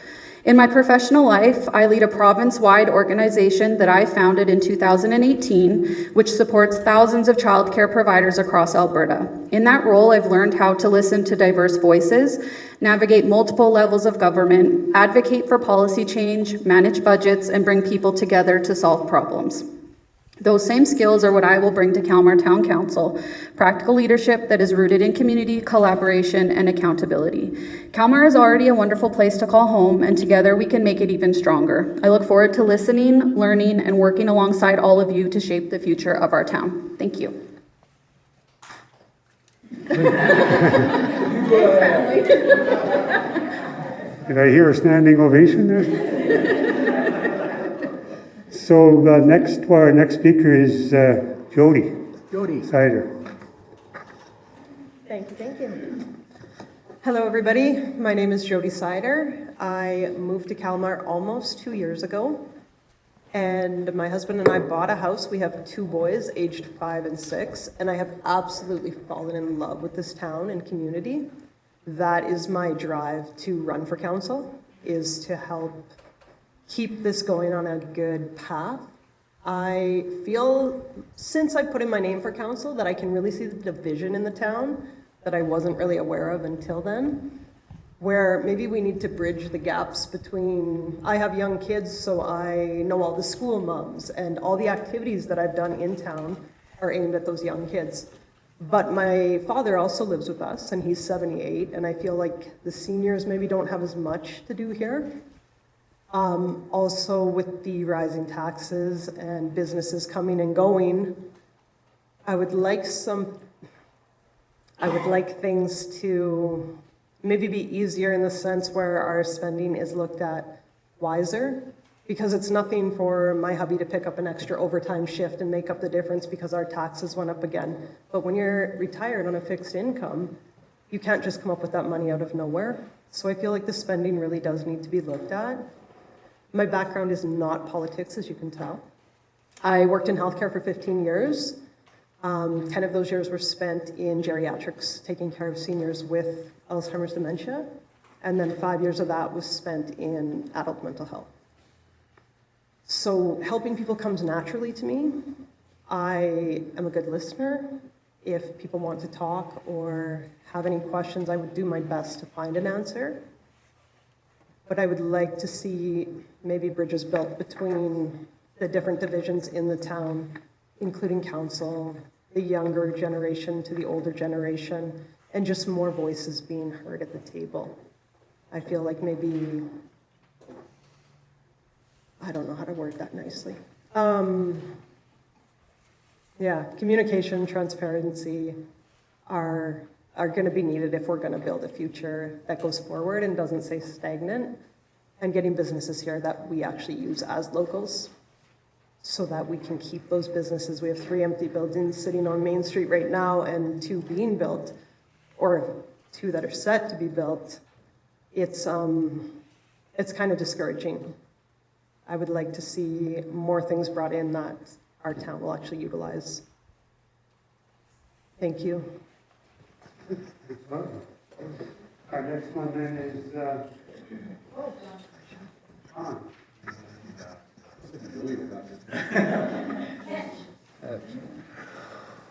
All right, ladies and gentlemen, welcome this evening. Thank you to all of the candidates at this table. I've spent 4 years with our current council as the mayor. So thank you guys all very much for stepping up and wanting to be a part of the community. I've been a resident in Calmar for 23 years. I've raised 2 children through the wonderful school systems one was just being completed when we moved to the community. Those 2 children have decided that Calmar is a great place to call home and have bought houses here in the community. So they've remained here.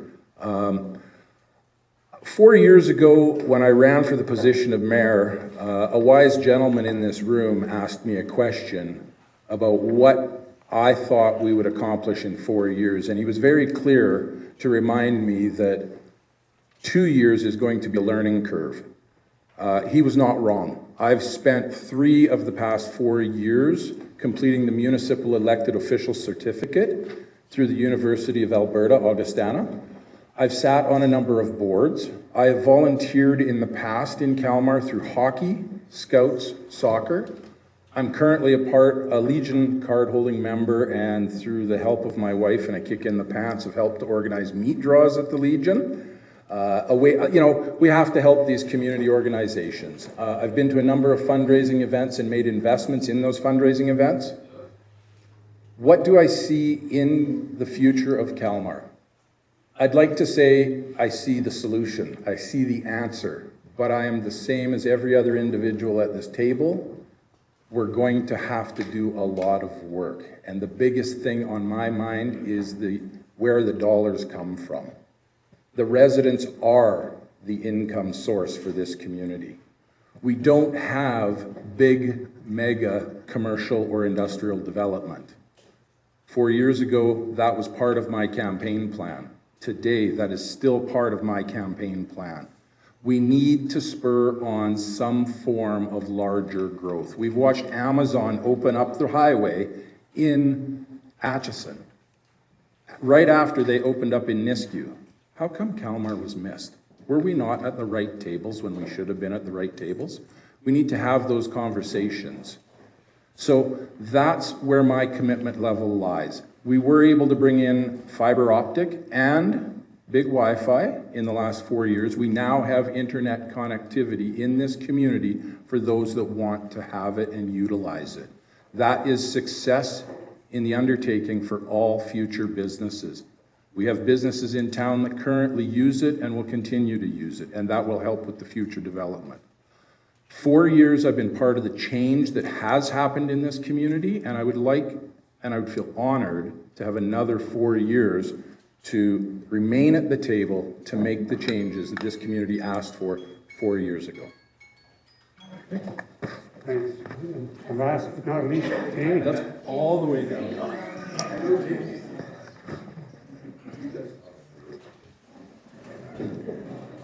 Good. Thanks, go ahead. Good evening, everyone, and thank you for being here tonight. My name is Jamie McKay-Gruber, and 4 years ago, you placed your trust in me to serve as a counselor for Calmar. At the time, I was 6 months pregnant, tried to hide it, and with my oldest child, running a home-based massage business, involved in a local running fundraiser, and had been a member of the Downtown Revitalization Committee. I stepped into this role because I had a passion for leadership and recreation. As I was shifting my focus to family life, I looked around and saw areas of improvement for the place that my children would now call home. Over these past 4 years, I worked hard to carry your voices forward. Together, we've seen progress in the upgrading of our downtown core through the facade improvement program and the work that CIB has done. A yearly decrease in residential mill rate, increased programming through playdates, seniors fitness, open gym nights, craft nights, movie nights, and more. We've seen a significant increase in development, and so much work has been done to get a clear grasp of what's above ground and below. And while I am proud of what's been accomplished, I also know that there is more work ahead. There are projects that are only just getting started that I desperately want to be a part of and make sure that they come to fruition. That word has been used a lot tonight. Calmar is growing, and with that growth comes both opportunity and responsibility. We need to ensure our town is a place where young families want to raise their children, where seniors feel supported, and where businesses can thrive. I believe council's role is to balance the practical of policy, infrastructure, and budgets with the vision of creating a vibrant community that we're proud to call home. For me, this work is incredibly important. I am now a mother of 3 children. I own a business on Main Street, and I am involved in more volunteer and fundraising responsibilities than maybe I should be. Shout out to 1,000 Mile Running Event. I think we raised $16,000. But this is personal. Mine and your kids are growing up here right now. Our businesses are here, and the future of all of our families are here. Every decision I make at the council table is shaped by that reality, by the understanding that we are not just planning for today, but for the generations who will come after us. I am running again because I believe in Calmar. I believe in our ability to work together, to have solution-based conversations, and to keep moving forward with optimism and grit. I believe that experience matters, and that having a counselor who already knows the issues, understanding the challenges, and has built strong relationships helps keep our town on steady ground. I am a counselor who has shown up. I have done the work, and I have proven that I am actionable. We have done so much groundwork in these last 4 years, and I'd like the opportunity to bring that work to fruition. I want to enhance our rec opportunities. I want to challenge the budget and thus our mill rates. I want defined business attraction. Feel free to ask that. Upgrading our policy and bylaws so that they make sense. And tonight I ask for your support to continue to serve you. Let's keep building a Calmar that is welcoming, resilient, and full of opportunity. Thank you. You can clap. Thanks, Jamie. Very well done, everyone. Right on time, too. So we've got till 9 o'clock for Q&A.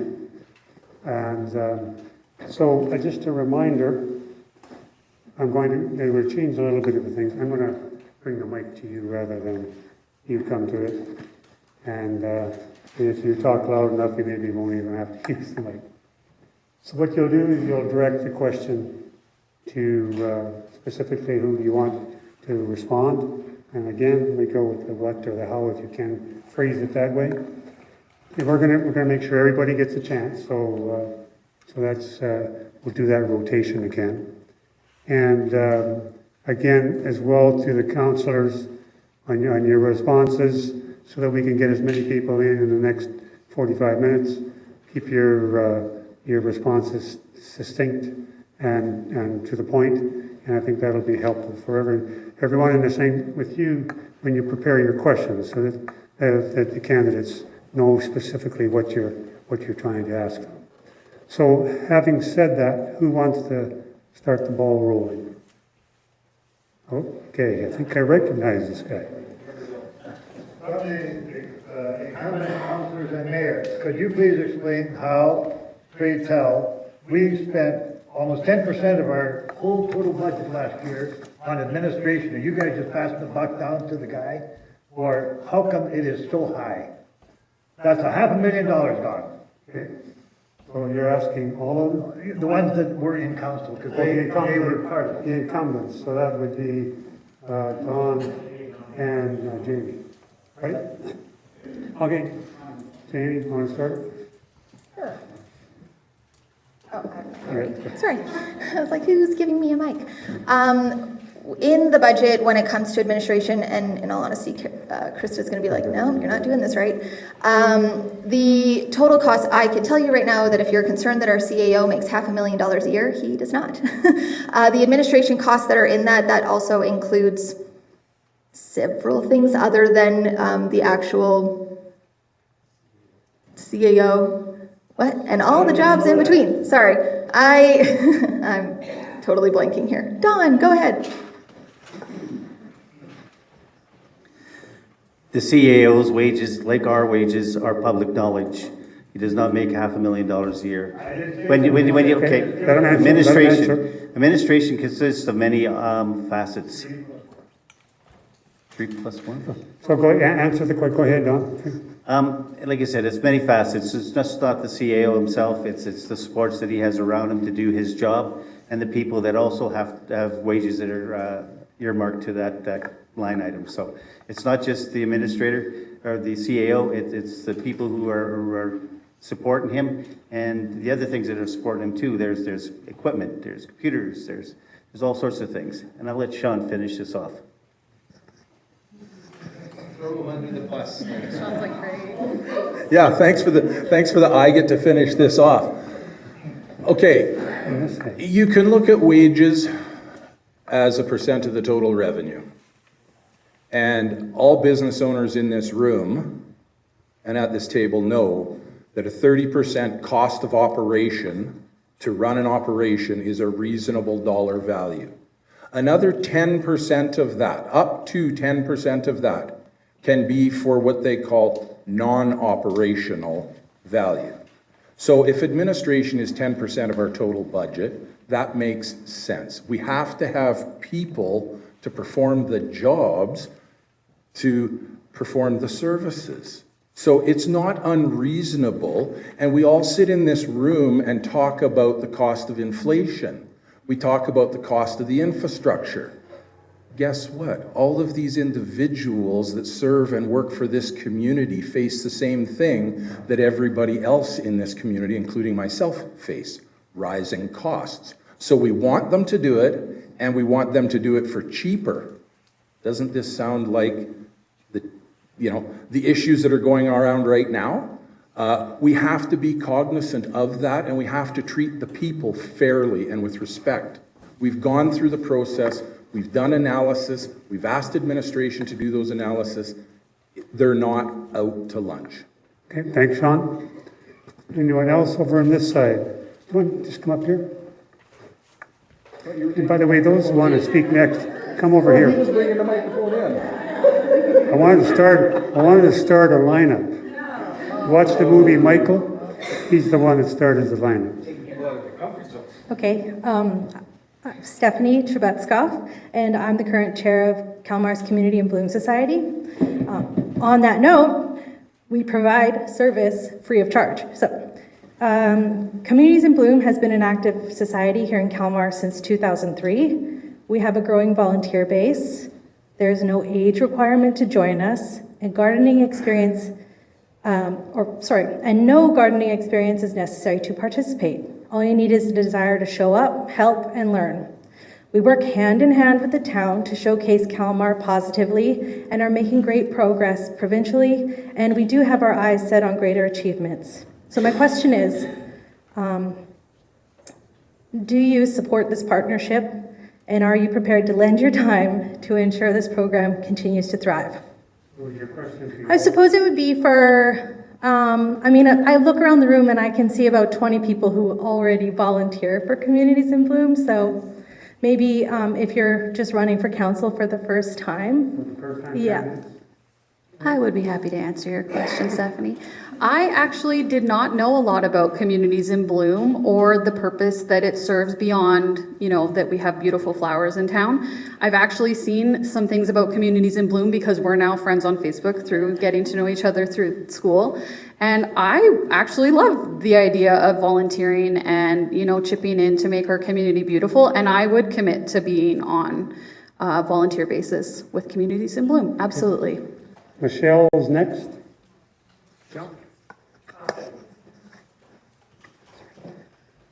For those of you who don't know, I used to sit on Communities in Bloom, and I actually got it going again because I love the passion of the community and it being beautiful. There's one thing that I'd like to say about Communities in Bloom. It doesn't get the brightness that it should, because if we didn't have those volunteers, you wouldn't see the beautiful flowers. You wouldn't see the ladies having so much fun when they're putting the flowers together and listening to the people going out, oh, these are beautiful. Can I take because I do that. I take little pieces because they're just going to go freeze in the wintertime. But yes, I would be very, very pleased to sit on Community in Blooms again and watch it grow. One thing that we forgot to mention about Community in Blooms is we compete in the province with smaller communities that are our size. And I believe we won this year. 4 blooms. That's fantastic. Congratulations, ladies. That's beautiful. Good. So then next goes to April.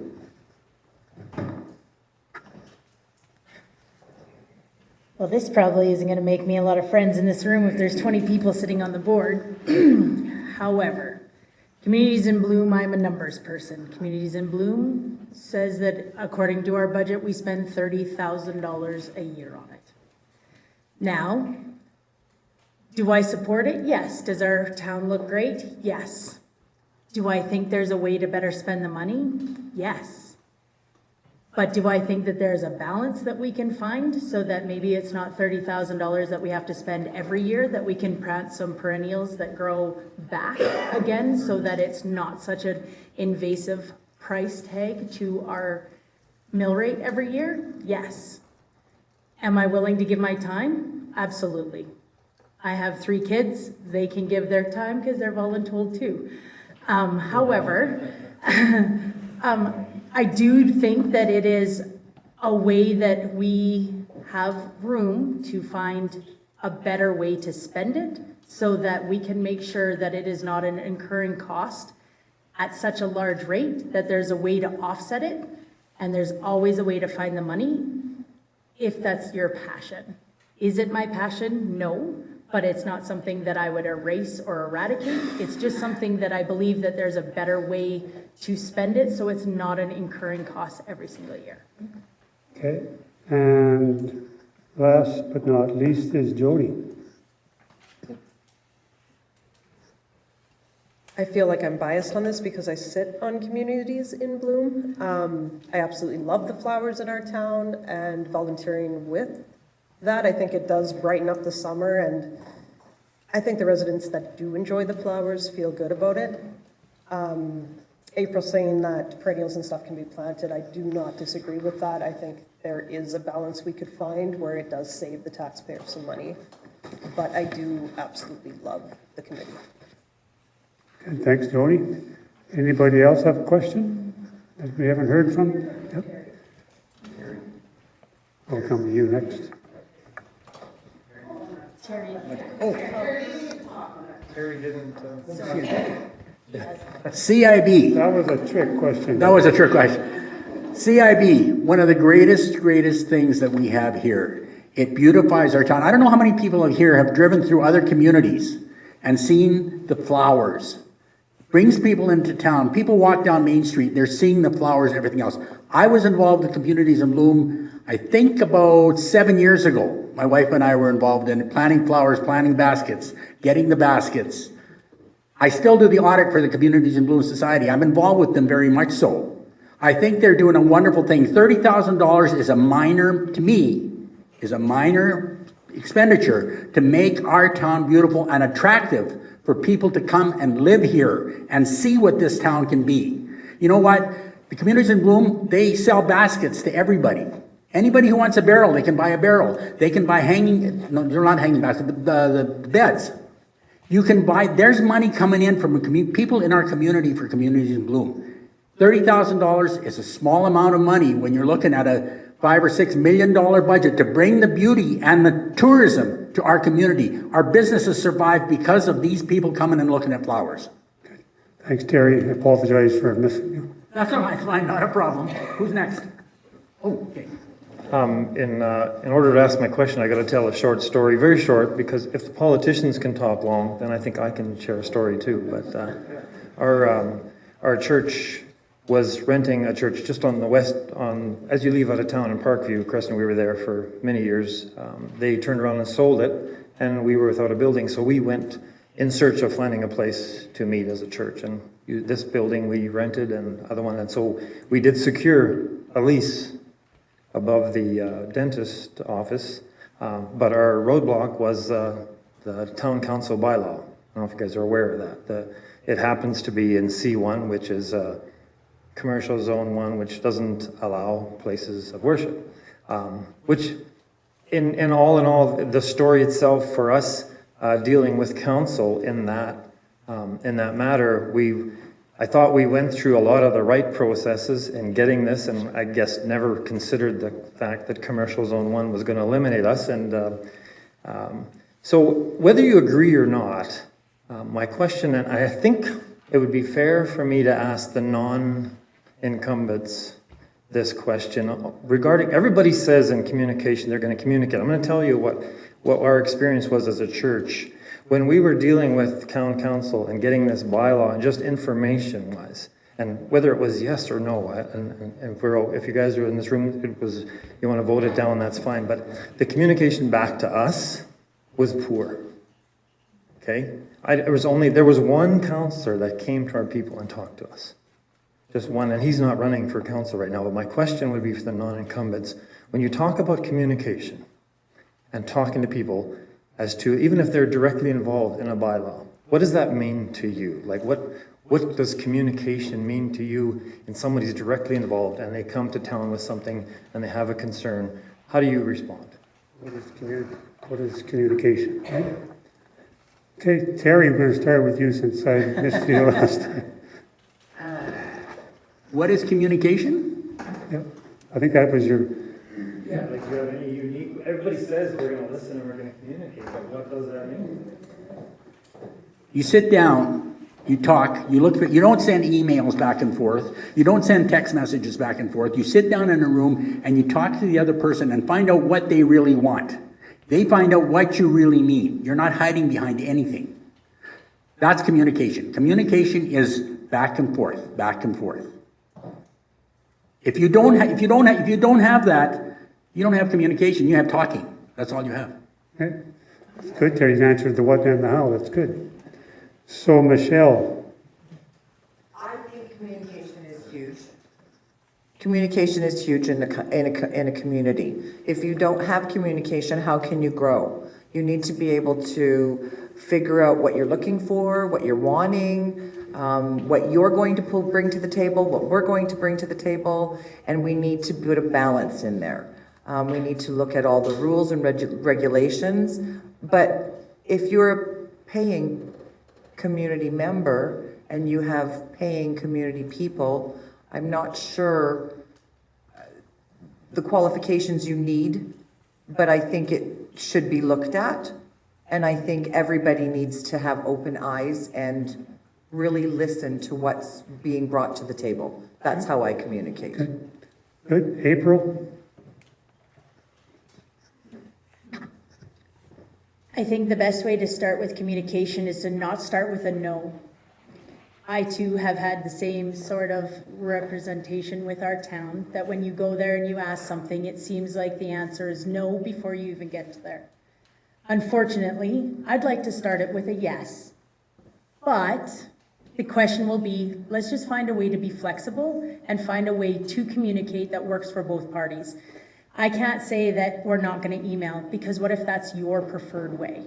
If your preferred way is to sit down and have a conversation and a coffee, then that's the preferred way that you're going to get from me. If your preferred way isn't email, because that's the way you prefer to communicate with us, then that's what I'm going to ask you. I'm not going to tell you how we're going to do it, because I'm going to ask what you need. I'm not going to start with a no. The answer is, the solution is this, and how can we find a way to get you to that solution, and what adjustments need to be made in order to get us there, because everybody here has an agenda and everybody here has a want from the town. And if we start looking at it more of a, yes, we'd like to help you get there, and start with that as our goal, I think communication will just come. April? That was April. Oh, I'm sorry. I got to learn to count. Dawn. Dawn, if that's you, you're gone. Dawn Faulkner? No. Dawn Faulkner is next, so I don't lose my count.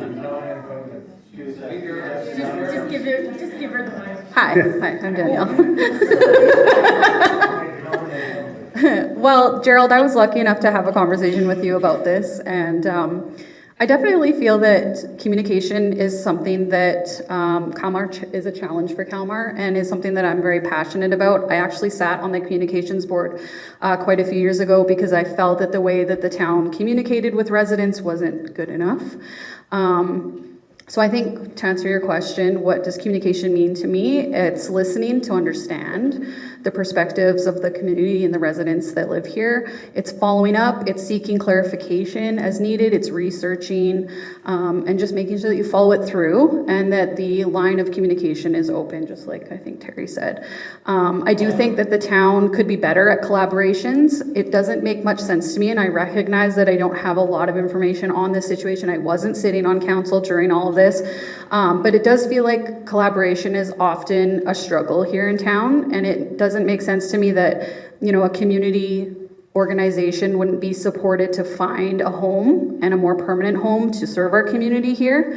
And so yes, I definitely feel for you on that situation, keeping in mind that I don't have all the information, but that's something that I would have followed up on and I would have fought for if I was on council. So. Okay, thanks. Jody?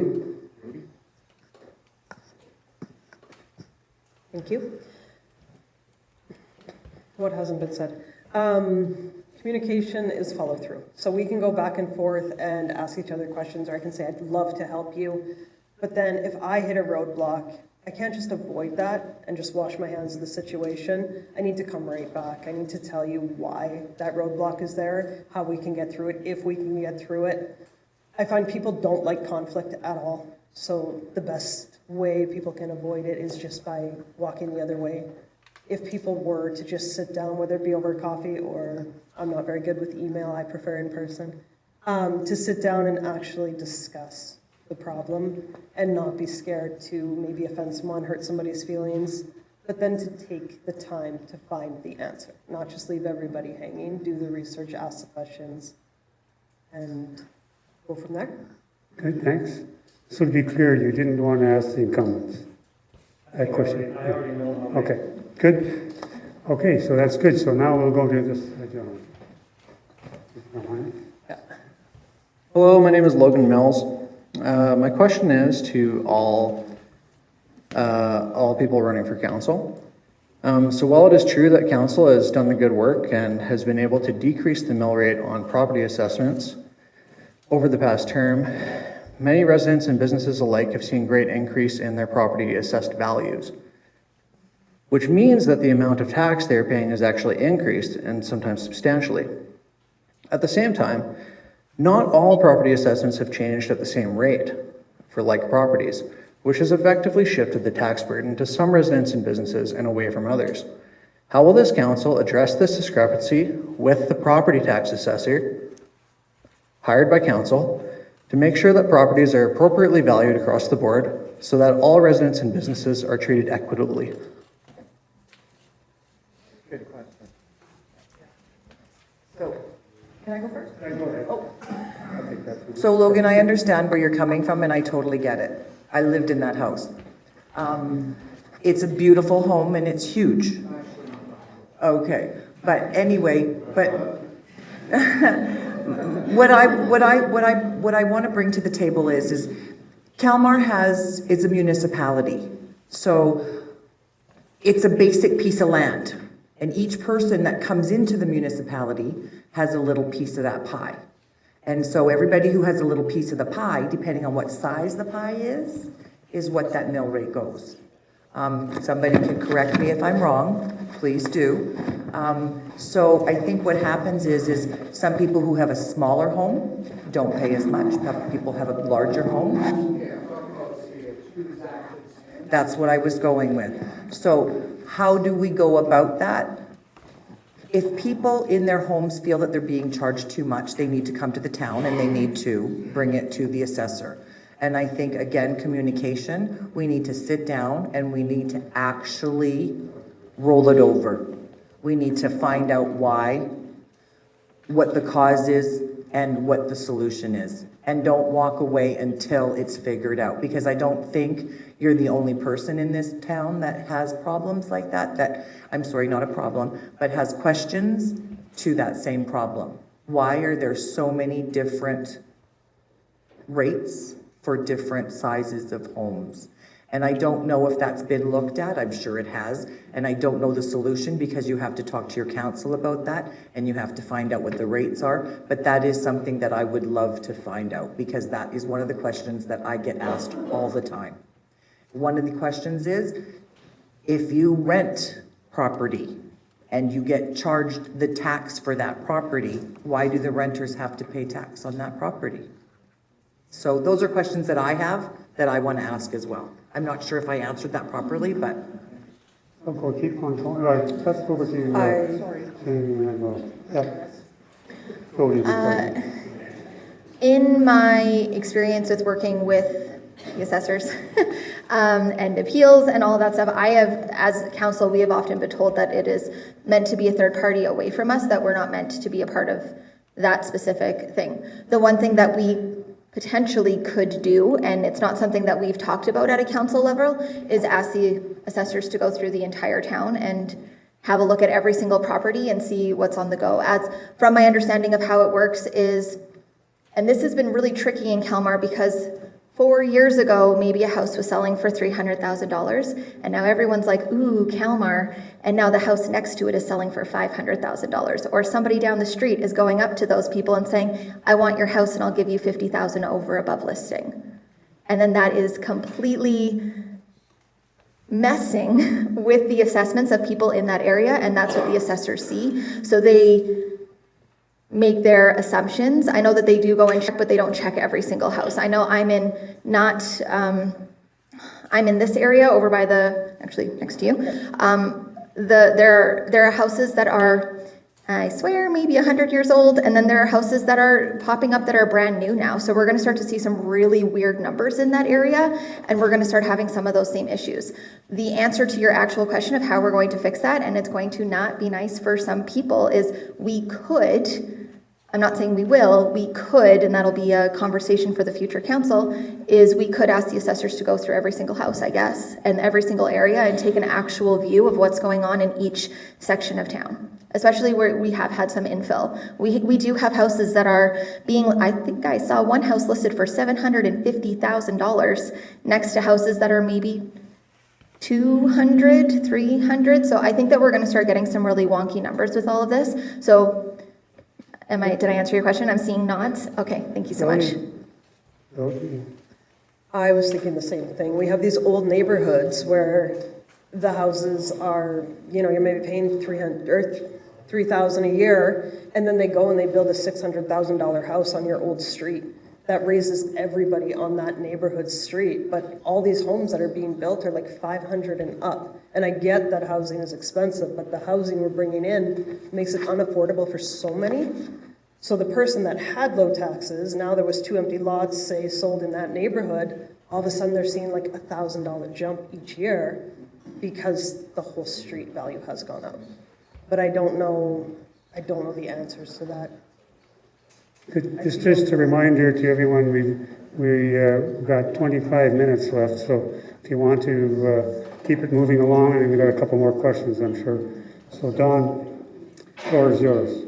Yes, I know the situation Logan's talking about. I spoke with your father, had some comparisons he talked about in regards to some properties that you folks own. It's a bit about communication as well. I didn't know those disparities, those differences, until I actually had that conversation with your dad. And I think it's important that we need to dig a little deeper. I think we need a report perhaps from the assessor. Like, we get our auditors come in, they give us a report and tell us, what they've done, how they've done it, what we are doing wrong, what we're doing right, that sort of thing. Perhaps we need to have the assessors come in and give us a report to council, and perhaps give us some examples of what's gone wrong in the past and how he's fixed it, and how we can move forward in a better way. I think that there needs to be some work done, and communication is good, and for folks like you to perhaps communicate more with us without coming out to your door. But that's not a bad thing either. To let our economic development lady know, she could communicate that stuff to us too. If we could find out more of what you're having issues with, then we can perhaps find a way to change things. Thanks, Don. April, keep going. So I'm not sure about your exact but I'll tell you this, if you have met with Warren Powers on the night that he comes to the town council meeting or to the hall, he will tell you two things. He will tell you that his answer is law, and that if you want to go against him, it'll cost you the $800 or whatever it is, and that you will never win against him. He will absolutely decide the age of your home regardless of what it is. They will assess your age because of any developmental permits. They will assess your age. The only thing you can do is reason with him on a square footage percentage.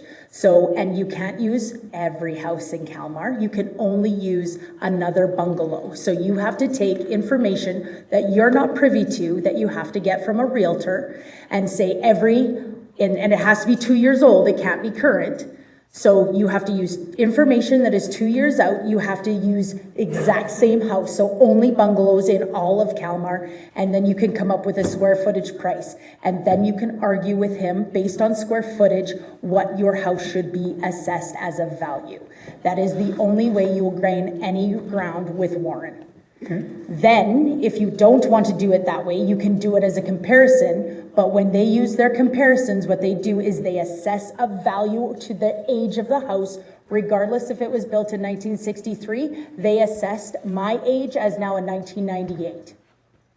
It doesn't make sense, and you can't change it because unfortunately they fall under provincial Municipal Government Act. regularities, and you just can't change that. But he is a fairly reasonable person. If you will go after a square footage versus on an age comparison, you can generally get him to negotiate with you as long as you can show him the other things. Unfortunately, as soon as there is a sale, and that sale falls in his 2-year guideline, it triggers them to look at yours. But it may not trigger them to look at the duplex side by side because there hasn't been a sale. So it's not fair.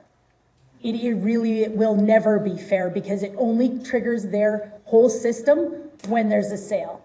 And it will only trigger that for you to negotiate with Warren if you will come to that night and say, okay, based on square footage, but you can't use every sale, you just have to use that sale. Okay, thanks, in April, that's good.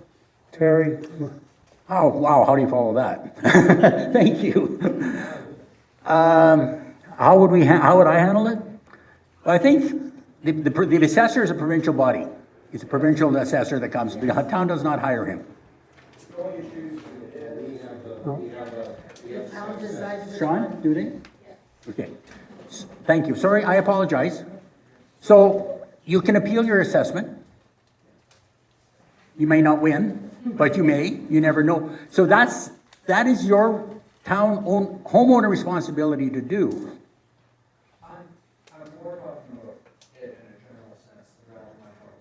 No, I'm talking in general. You're not just you, the homeowner in this place. Everybody in here is a homeowner. I'm seeing the town either overcharging some people who may or may not be me, and undercharging other people who may or may not be me. So those are the kind of discussions you're going to have once the election is complete, and you'll do that. I think we need more information on that, to sit down and talk about that, Logan. I really do. I'd like to answer an assessment review. Yeah. So I think that in follow-up, you've got all We the can sit council. down and talk about that, and because then more information will be there. Okay, Danielle? I definitely don't have a solution, but I am very open to the idea of a review of the assessment process. I agree with you that, it doesn't feel fair sometimes, and I've had concerns with my own property assessments from time to time. And I also agree with April that it feels like trying to have your assessment reviewed is a waste of time and money. And so it would be nice to kind of look at that process and what kind of options the town has to help residents with that, so. John? Well, this is a very interesting question when you think about it across the entire community. In the 4-year term that I've been on council, we've used the same assessing organization. I've heard pros and cons for them. Property taxes are not, and everybody in this room knows that, property taxes have changed here in Calmar. The provincial government had performed an audit on Powers, and they requested that he make adjustments in his assessments because the town of Calmar was actually under-assessed for a long, long time. He had a sliding scale. The government said, here's a sliding scale. He opted to stay to the low side of the sliding scale. I don't know that council ever said, hey, let's move this up to a higher side on this scale and bring it back. I know what my property value says on my property tax assessment, and there ain't a hope in living whatever that I would list my house for anything less than $100,000 above that price. And I think my house is fair assessment. Now, my son phones me and says, this is crazy. I bought a house. I'm compared to everybody else on the block. I am the only one on the block that does not have a garage on my property. I said, hey, great conversation. Tonight's the night that Warren is here in town. I recommend you go down, take your tax bill. If you need some help, I'll come along as your conversation piece. He made the choice to say, I'm busy. I'm not going down. That was his only choice. Logan, I'm glad to hear that there are concerns, and maybe as council, we need to look at changing something that has been in place. Kirk, you and I were talking about it. It's got to be 20 plus years in this community. So the feedback is good to hear. We don't always hear the feedback. So that's what we need to hear is the feedback. Good, thanks, Sean. There's a lady here that'd like to ask a question. You guys have had your chance. Yes, my name is Ingrid Kaczmarski, and I'd like to speak to the lady that says about the perennials. I would really like to know how to do it. Say that again. For community and blooms. No. No, I need a volunteer at my house. I think she's referring to April, talking Yes. about perennials. Yeah, because yeah, exactly. Okay. Yeah. I would like to know about how you plan to put the perennials in the barrels. Yeah. I just said on the $30,000, if there was a better way to spend it, possibly, I don't know that how exactly it's spent on each barrel. Is it costs $300 to plant each one, or it costs however much? No. There has to be this. Excuse me, you're not answering my questions. You said we could put perennials in there, so I would like to know how you plan to do that. Right, but I'm saying is the $30,000 is spent between barrels and the down, the whole garden that's over by the pump jack. And then at the front of I believe the Petrocan, there's another one. I was talking about some of those more permanent beds that you can change it out to make it so that it's not so expensive every single year. Okay, how long have you lived here? 3 years. All right, I've lived here 38 years. So I have a little bit more insight about the plants and what's going on. And yes, I do appreciate. Do you have any good ideas on how we could save a little bit of that 30 grand, maybe Well, do you have a $4,000 less? do you have a greenhouse? Are you ready to build one? Maybe then we could. Okay. Thank you. Here's an opportunity for council and the public to get together on that particular topic and be able to answer that specifically later on. Go ahead. Yeah, do you have a question? As soon as I get finished with this demo. Hi, my name's Wally Akamitz. A bit of a smoke screen going on here. There's three things involved in property taxes. One, assessment, controlled by the provincial government. Two, comes down to your mill rate. Mill rate is basically a number used to determine what each and every individual is going to use. So when they say we worked hard to drop the mill rate, if you increase your assessment, as Mr. Faulkner said, there's 50 new homes, your assessment for the total town has just gone up. Your mill rate's going to come down. The only thing council has to control is the budget. And my question to all the guys sitting there, my taxes in the last 4 years has went up 33%. Can I expect the same thing in the next 4 years? So who wants to start? Start this end with Sean, pardon me, Sean. And just to remind I you, think Wally's got a very valid question on that. My taxes have also gone up that same percentage, but when I'm looking at my tax bill, am I looking at the total dollar value at the bottom of that? There have been some massive increases pushed back down through this community. The education system is the largest increase that we have seen. The policing costs, the Alberta provincial government has pushed policing costs from $40,000 a year in this community to $125,000 a year in this community, with another increase on its way. That's for policing services. But we didn't see an extra boot on the ground here. We've had to go and argue, and we've had to push with the RCMP and the new commanders in charge to get an increased presence. So there isn't a simple answer to it. As Wally said, it's mill rate, it's property assessment, and it's budget. As the community says, I would like, can we do this, can we have that? That's a budget implication. So if we continue to have wants, and we continue to have to build infrastructure deficits to replace pipe in the ground, as we talked about earlier, we've got a long game in front of us. Rome wasn't built in a day. Calmar is going to take a long time to get us back on our feet. Okay, we need that bigger development. Thanks, Sean. So if we can move along, Danielle and then Terry, April. Yeah, probably not going to love this answer, but I think we do have to expect increases over the coming years. We have some big expenses coming down the pipe. Like the slab at the arena is going to cost $1.2 million.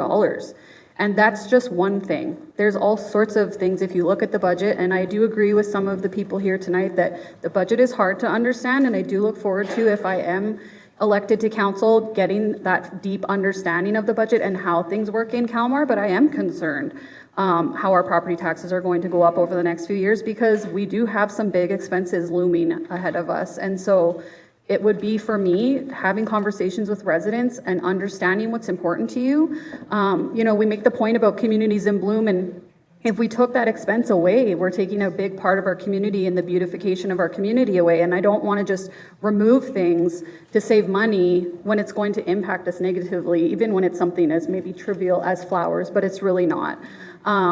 And so, yeah, it would just be conversations about what's important to residents, making sure that we're making, wise decisions. But yeah, unfortunately, we're probably looking at, more budgetary, issues over the next few years, and we're going to feel that pinch. So.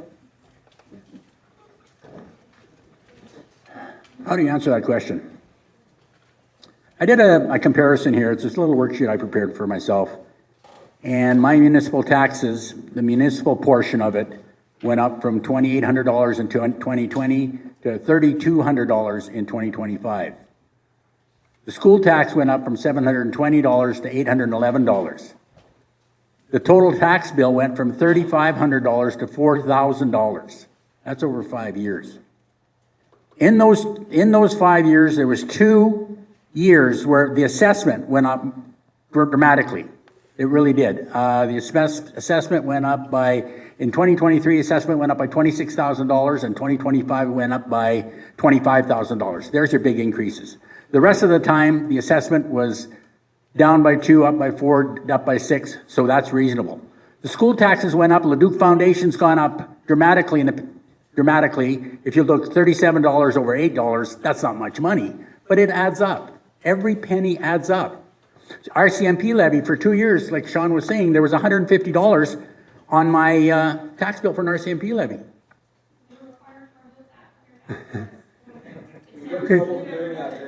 Okay, we're not here to debate. You want to if you got your point across yet, No, Terry? that's what I'm saying. It's possible that it's going to go up. It's possible it's going to go down. Okay.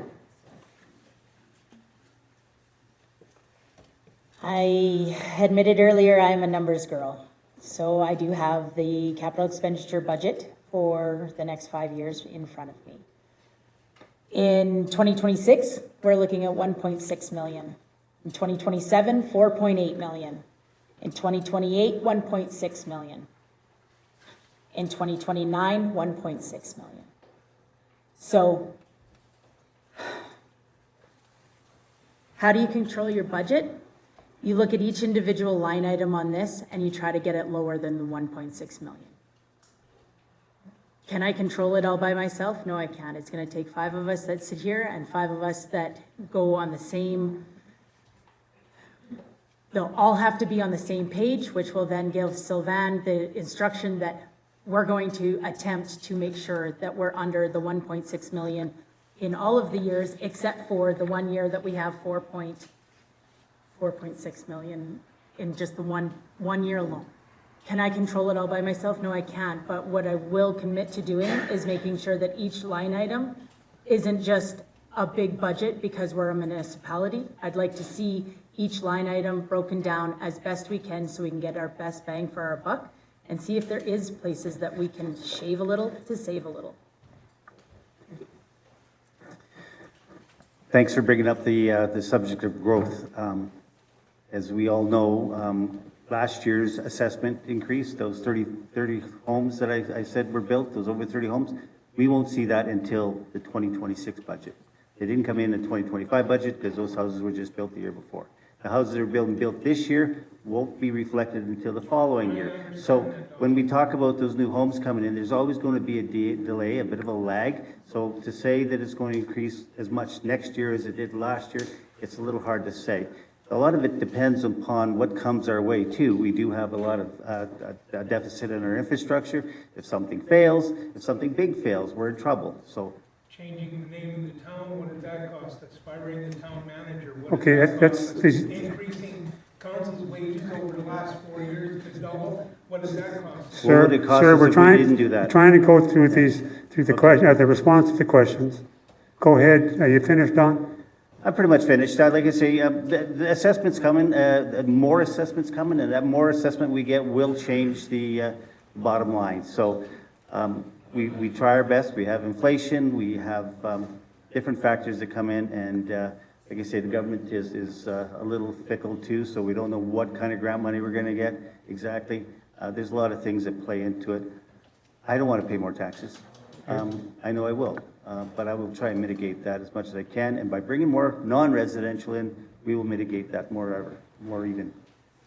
We're down to 5 minutes, you can see on the clock. So we're going to have to go into OT, as they say in hockey. So hopefully you're okay with that. So we're going to move through the 3 to answer your question. Then we're going to do 1 minute go around. There's a young lady here that wants to ask a question. Hopefully that can fit into the 1 minute when you're, I'll have a little discussion about that. So move along and then we can get you out of here in a reasonable time. I do not have an answer. I have the same question. I worry about the same thing, but I don't know, obviously without being on council before, what exactly all the tax money has been delegated to. I do think that taxes will continue to go up, and I do worry about that, but I don't know the answer to the question. Thank you for your honesty. So one of my questions is I want to know how much land is open in Calmar. I want to know if there's any companies out there that we can house in our small town to help us. Housing, sure, it's nice to have homes come in, but we have to decide as a community, and maybe that's something the new council can put out there. What are we looking for in a town? What do we want our town to be? Where do we want to go? Do we want to grow in 4 years? Do we want to stay here? What do we want to do? Those are questions that we need to ask our community. Has the community ever been asked? Where do you guys see us going in 4 years? If we have, prior to council, we all want to come out and we all want to voice our opinions and we all want everybody to hear us. I totally understand that. But if we do it at a round table and we do it as adults and we get our points across and have people listen and we listen back and forth, I think that we can all come together and we can actually make Calmar a beautiful growing community. And if we get businesses to come here, maybe our taxes won't be as high. We just need to actually come together as a group, as a community, as a whole, and figure out where we want to go. And then from there, start going that direction. That's how I feel. To specifically answer your question, do I see our taxes going up another 30% every single year? The answer from me is specifically no. I think that I am committed to continuing to look for efficiencies in our service levels. I don't want to decrease our service levels, but I think that there's always room for efficiencies. I would like to and have been working closely with as many nonprofits that will talk to me about going after some of our grants that the municipality can't go for, because I know that the municipality can't pay for fun things. But if we can work with our nonprofits so that we can bring in that quality of life and those rec things, then that doesn't get downloaded onto our taxpayers. I don't want to see our taxes continue to go up. And even, I will be completely honest, even last year when we finished our budget process and the assessments that came in were higher than what we were originally anticipating, I felt like, oh, we could have done a little bit more work. My goal was to be under 10. We did get under 10, but we probably could have gone even lower. And I do think, and Krista and I have talked about this ad nauseum, that we should, based on the assessment that has come in these last 2 years, get that mill rate down an extra point. But that is a thing for 5 people, not just me, but that is what I'm hoping to do here. So no, from me at least, I hope that we don't see that. And we keep trying to eat the provincial downloading, and then the assessments are going up, and it's been a learning curve for sure. And I hope that in these next 4 years I get the opportunity to continue to do that work, because I want the same thing that you. I don't want to pay more taxes either. Hey, my name is Jenny Balding. I have a question for April. When the issue arose at the Petro-Canada recently, we could all tell on social media that this really upset you in many ways. I've also seen you talk on social media at tax time about where you would cut the budget if you were in the seat in a heated opinion. But it made me wonder, and others recently wonder, now that you're running, how will you make sure you remain neutral when community dispute arises, especially when they involve people or businesses of this community or issues you feel strongly disagree about? And also, if any new councillors that are running would like to answer how you would be neutral in this situation, please do so. If that's the last part of their question, you can do that in your 1 minute if you wish. So your question was to April? Well, I'm not gonna blow smoke. I'm not going to be very neutral. I have my opinions. That's what I expect to be elected on, is my opinions of where I stand. Will I listen to everyone? Yes, I will. Am I only one of 5 votes? Yes, I am, if elected. I am a very strong, independent, and opinionated person. And everyone that knows me knows that. And I want to make sure that the thing that we protect the most is our community.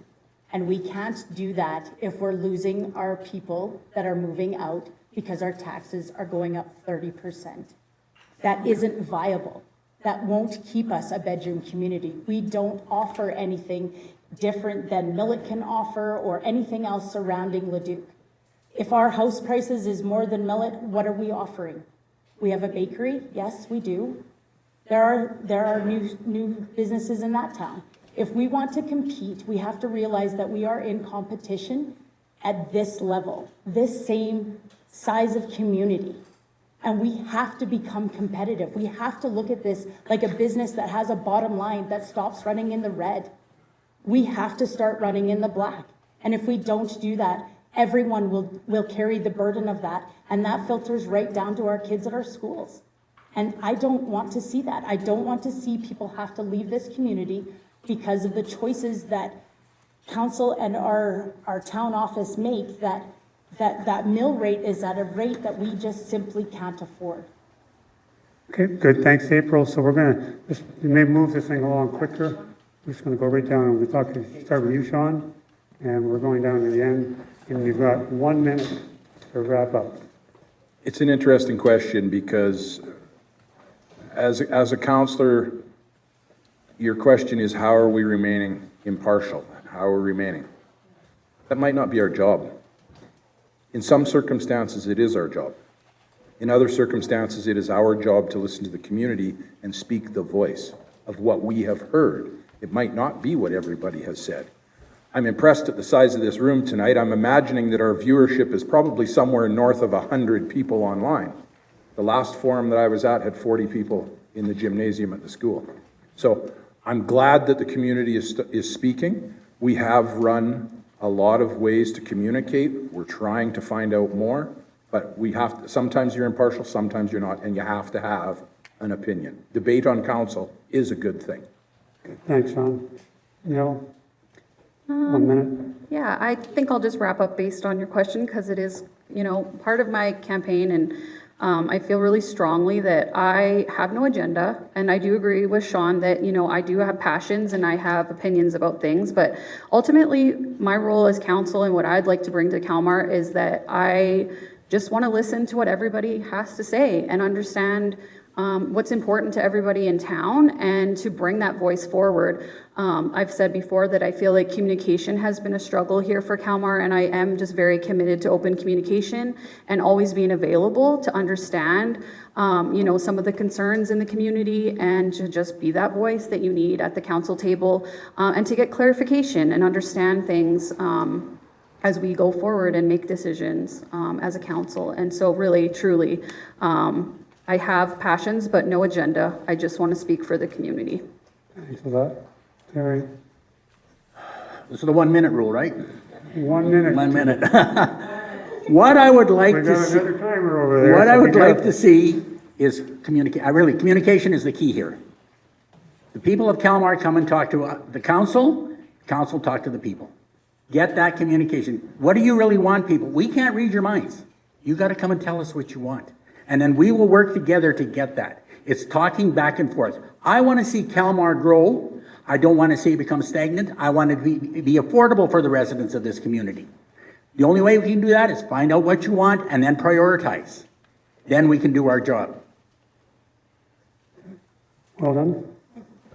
You've got your 1 minute. Oh, I get to go ahead? Okay. You can add your, oh, you can take only 30 seconds. Sorry. Okay. My whole campaign is based on that I'd like to spend it wisely.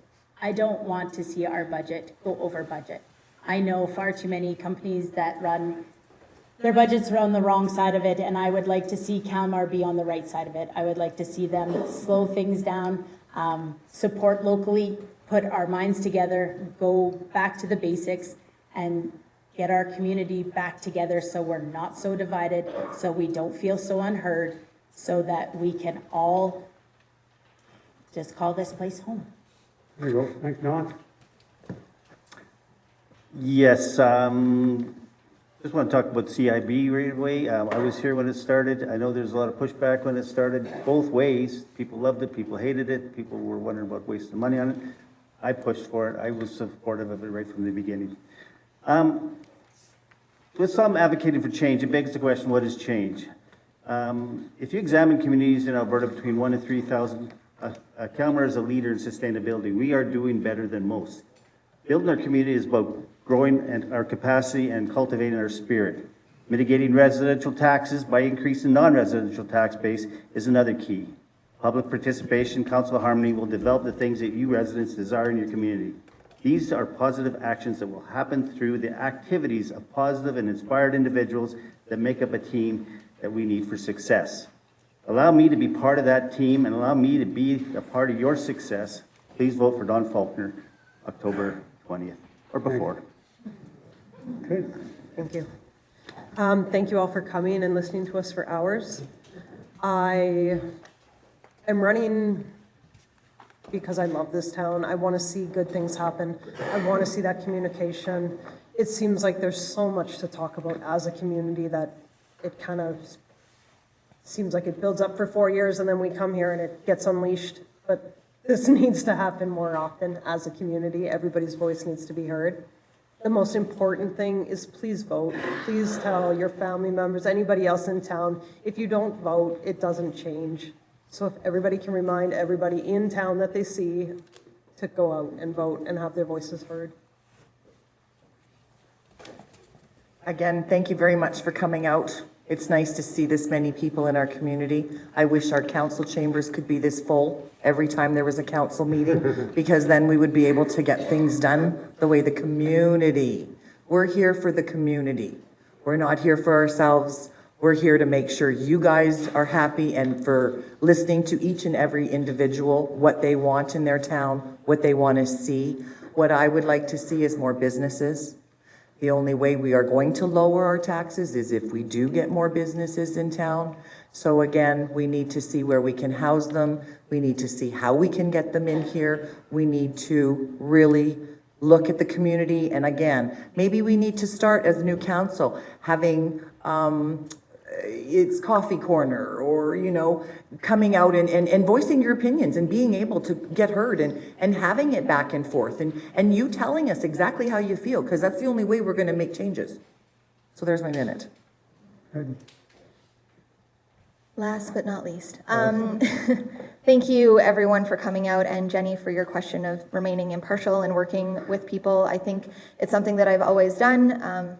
I'm a business owner that has took a building, and Skip's not here so I can say it, where lots of people have joked that businesses go to die.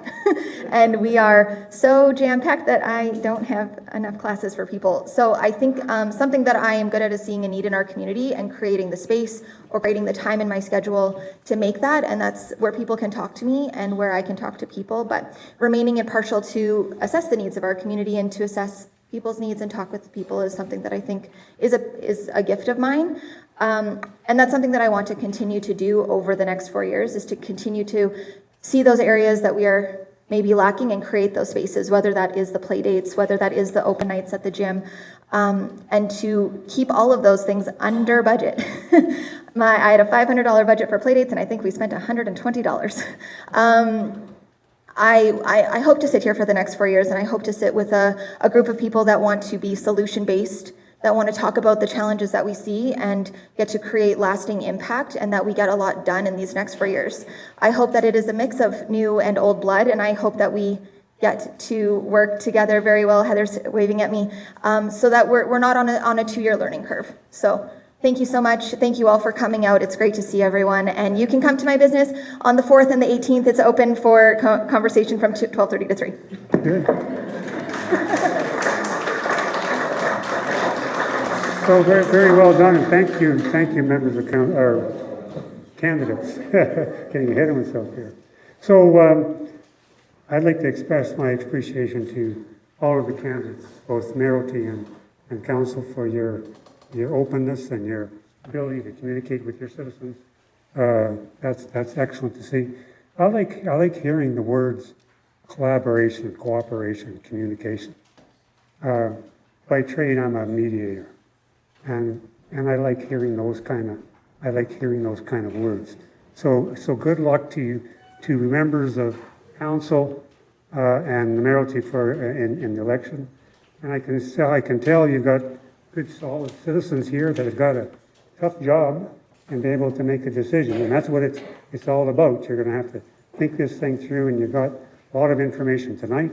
I'm sure they're going to be knocking at your door and other communications with you, so that some of those questions that you weren't able to answer, you're able to see them, talk to them one-on-one. I also want to acknowledge the town staff. Heather, she's worked very hard with her staff to put this evening together, and it's made life easier for all of us. So thanks, Heather, for your contribution.